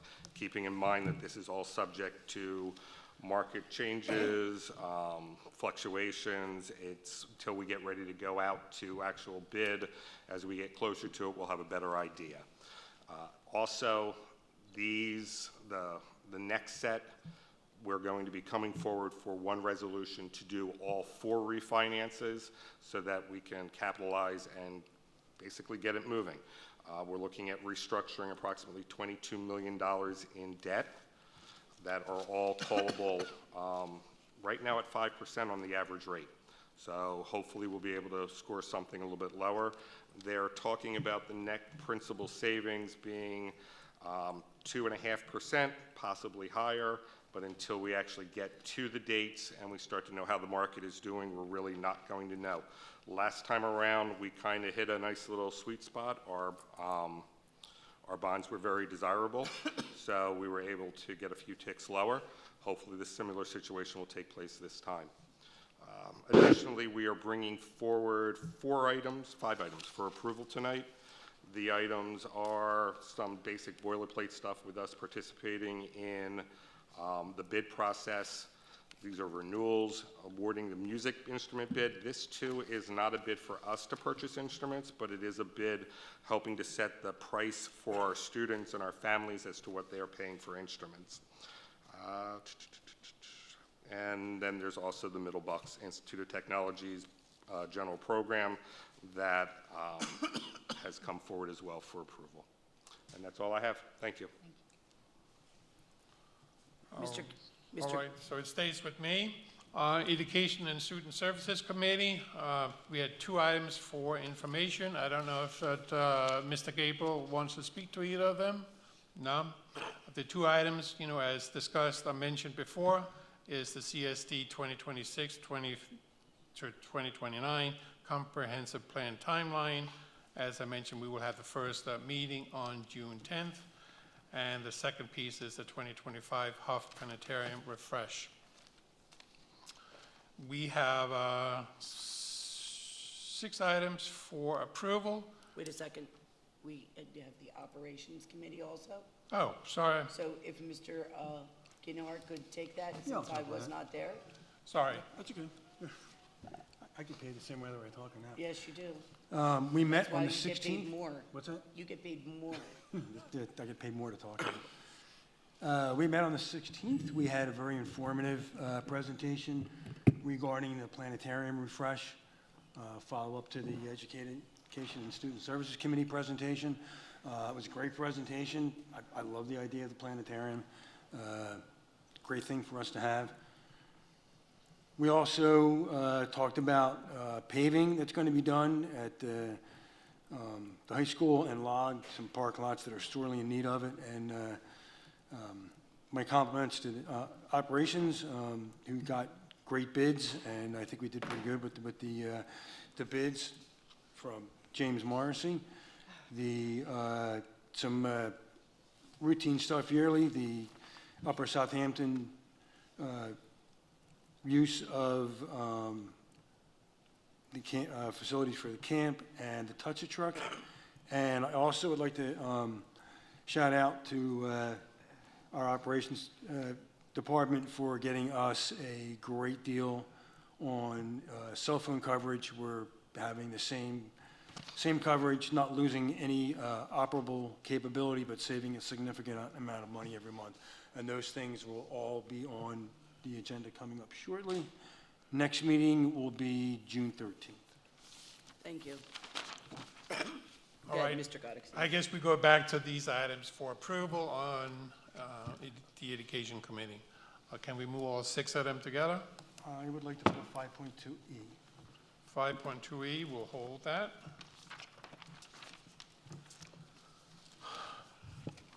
Be it resolved that the Centennial School District Board of School Directors, 5.2A, approves the district's hosting of the 2026 Bucks County Music Educators Association's BCMEA Annual Music Festival, March 12th through the 14th, 2026. District cost not to exceed $6,733.65.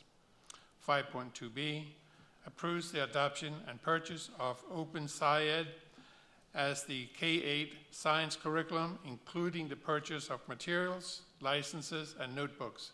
District cost not to exceed $247,263.13. 5.2C, approves the 3-year agreement with Parent Square for communication to district families. District cost not to exceed $72,186 for a 3-year period. 5.2D, approves the implementation of the Where Everyone Belongs program at Klinger and Log College Middle Schools, effective August 2025, no cost to the district. And 5.2F, since we skipped 5.2E, approves the renewal of software licenses and databases, including Accelerate, College Board, Great Minds, Instructure, Mind Education, Notables, and Power School District cost not to exceed $281,855.27. Second. Second by Mr. Sadowski. Any discussion? Just real quick, my daughter was part of Surely. CMEA this year, and it's a great program that some of our district musicians get to be part of. They audition for it. It's outside of what they usually do in class, so just another opportunity to thank our district's music teachers for the work they do and encouraging our kids and cultivating a love of music and keeping that going all through their school careers. Thank you for that. I'm glad this is going to be hosted here. Thank you. All in favor? Aye. Aye. Any opposed? Yes, I would like to be recorded as voting no on 5.2B, 5.2C, and 5.2F. Thank you. Okay, any abstentions? So it's passing 8-1 on 2B, 2C, and 2F. And nothing on 9.2A and 9.2D. Moving on to 5.2E, approves the invoice for Cosm Inc. to upgrade the Huff Planetarium at William Tennant High School, including new upgrade computer system and software, along with a stipend of personnel to run the Huff Planetarium. District cost not to exceed $93,750. Second. Second by Mr. Sadowski again. And Mr. Ginhart had a comment, maybe? Yeah, I just want to put out for consideration. First, I want to start by saying I love the idea of getting the planetarium up and running. It's a fantastic thing. It's a great thing to have for the district. It's a great thing to have in our corner, and it is very valuable to have. However, at a time when our budget is in the condition that it's in, and we're looking at a $5.8 million deficit, the planetarium hasn't been used for the past couple of years, and the cost of $93,000 to get it up and running, that seems like an awful lot of money when we're having a hard time just meeting the basics, along with $7,000 a year or so to run it. So during the presentations, the idea of getting grants was presented. Apparently there's a NASA grant or some other grants we could look into. Another great idea was brought forward by partnering with businesses and the community to get donations from businesses in the community to, if not cover, but at least offset the cost. So with those things in mind, I'd just like us to consider not doing this, but just putting it off for a little bit until we can investigate the grant funding and other funding sources. So are you asking us to table it? It's on there. I think it should be up for a vote, but I just wanted to put this out there that I think it should be considered that we should wait until we can see if we can get some of those grants. We have Mr. Gabriel approaching the podium. Yep, barely see you over there, Mr. Ginhart. So as we explained with the Education Committee, this would be a multi-year process that we would have to go through to get the about $1.5 million, paperweight attached to the high school up and running again that we've been talking about, that Mr. Rutz has been championing for a few years now, has done a lot of research into schools in the area, a few schools in the area that have planetariums. Our hope, and all we're asking for, is approval of year one, mostly out of the capital fund, to at least get it up and running for our students internally. We have new steel standards rolling out with a much more 3D approach and hands-on science approach. This would be a great educational complement for our kids. We would, as the timeline, the board updates that I've been doing on the weekly, as well as what's been attached, lays out, we would evaluate. Mr. Greenwood and I were talking, we would take a hard look in the spring to see if we're getting any traction on the planetarium in terms of grants, potential donations, already talked with CEF about getting together for some fundraisers, was gonna reach out to the Alumni Association next, and try to get some community events going, maybe the Fuge, in order to help fund the next phase of the planetarium. So it's a big ticket, but it's a huge asset that's being grossly underutilized in the district and has been since about 2019-20. The long-term goal obviously would be to upgrade the projector as well in a few years and then start to do outreach and run paid field trips from other districts to be able to generate revenue. We've already put it out at the Bucks IU for programs and services, and districts are definitely interested. So we have a potential moneymaker down the road as well. Mr. Gabriel, so is the total cost $93,750, or is that just the first year? That's year one. That's year one. That's for our students getting the software. We can't use anything right now because the software is so out of date, it's a security risk. The $93,000 and change, we get the computer system changed out and upgraded so we could use it with our kids, K to 12, as well as a small stipend for someone to be able to run it. And that's all it would be for the first year. And for the next couple years, if we decided to stop there. The next step, if we can get the funding and the grants, and would be to then upgrade for a couple $100,000 more the actual projectors, because then we could open it up to other districts as well as the community for use. But that's down the road. This $93,000 would get us this upcoming year and a few more until the projector runs out. Do we know what the total cost for all of the upgrades would be? It's all in the backup. It's in the packet. It's all in the packet in the backup. Yeah, the projector in a year, 2 years would be $400,000, 3 and change. $299 for the projectors, excuse me, $300,000. But it does have potential down the road to pay for itself and Yes. renew itself. Yes, possibly. If we can get other districts to come So for the field first year trips. would just be for our students? Well, and every year after. Right, the $93,000, Mrs. Brancato, would get us year one with our students and year two and potentially year three with the current projector. It's old. The 93 could sustain us for a few years without going any further, but it would limit us to just internal, which is not a bad thing.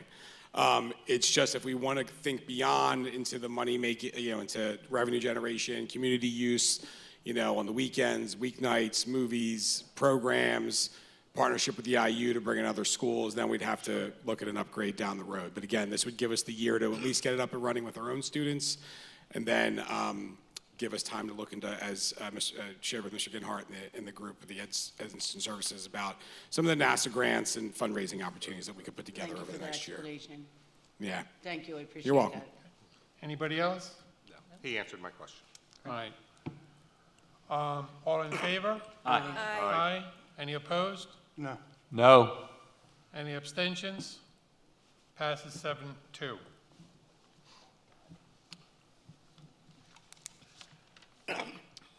Mr. Hardline? All right.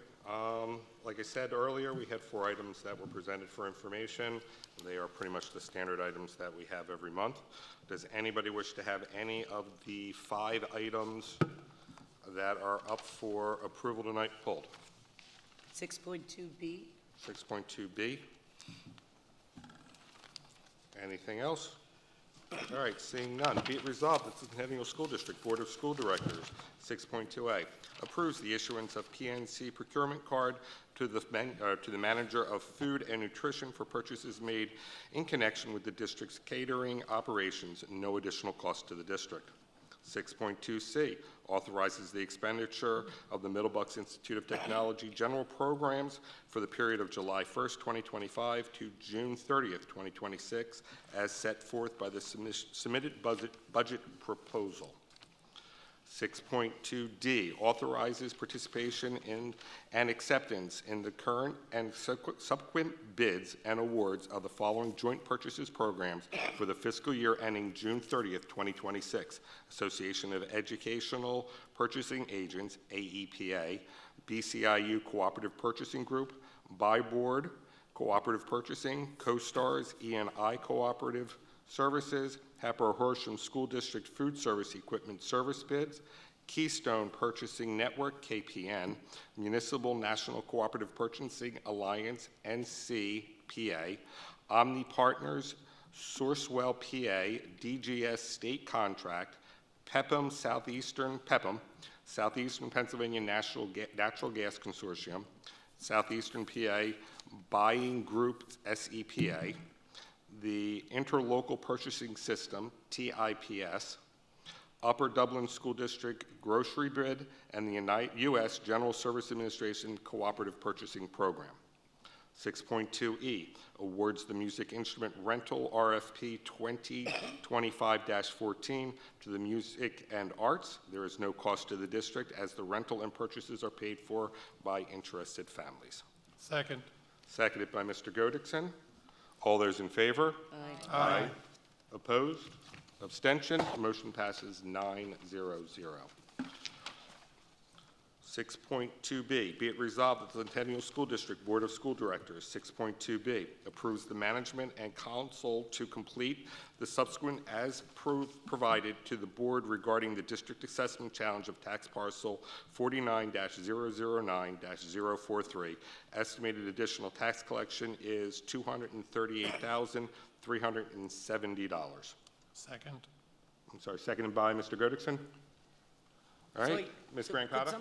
Could somebody just clarify this situation simply without breaking any rules? The district challenged the assessment value back in 2020. This is the Tesla lot that is currently before it was a vacant. It is what? It's the Tesla building on York Road, the Tesla service station now, right? Before then, it was going to be a grocery store. Before then, it was abandoned and a Christmas lot. So we did not press the case until it became more attractive to us. This is $238,000 that we don't have today that we'll be getting shortly. Thank you, I should vote appreciate right. that. Yep. Thank you. Any further questions? Seeing none, all those in favor? Aye. Aye. Opposed? Abstention? Motion passes 9-0-0. Items presented for information, operations, none. Items presented for approval tonight. Is there anybody that would like anything pulled? Okay. Be it resolved that the Centennial School District Board of School Directors, 7.2A, approves the quote from T-Mobile government for cell phone upgrades for 65 phones at no cost and service for the phones. District cost not to exceed $1,911 per month, which is a savings of $1,300 per month. 7.2B, awards the base bid, Log College, $273,357, and alternate 1, William Tennant High School, $100,550 to James D. Morrissey Incorporated for paving repairs at Log College Middle School and William Tennant High School. District cost not to exceed $380,907.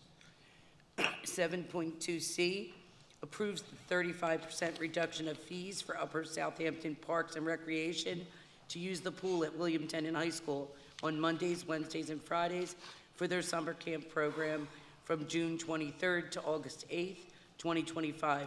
Total cost after reduction of fees is $3,708. 7.2D, approves retroactively Upper Southampton Township's request for the use of a school bus and driver for their annual Touch a Truck event on Saturday, May 17th. District cost for driver and fuel not to exceed $185. Second. I do have a question on one. Sure. On 7.2B, is this the last of the paving projects at Log College, or do we have one more after this? Nope, this is the last of them. Okay, thank you. Can I ask a question, Mr. Wortman? I'm sorry. I know you've already answered this. This does not include the library, correct? Because that is not our property? Okay. Okay, thank you. All those in favor? Aye. Aye. Any opposed? No. Motion passes 8-1. Board comments? I see none. Meeting is adjourned. The next board, Motion to adjourn? make a motion Second. to adjourn. Excuse me? So moved. Thank you. The next meeting of the Committee of the Whole will be held Tuesday, June 24th, 2025.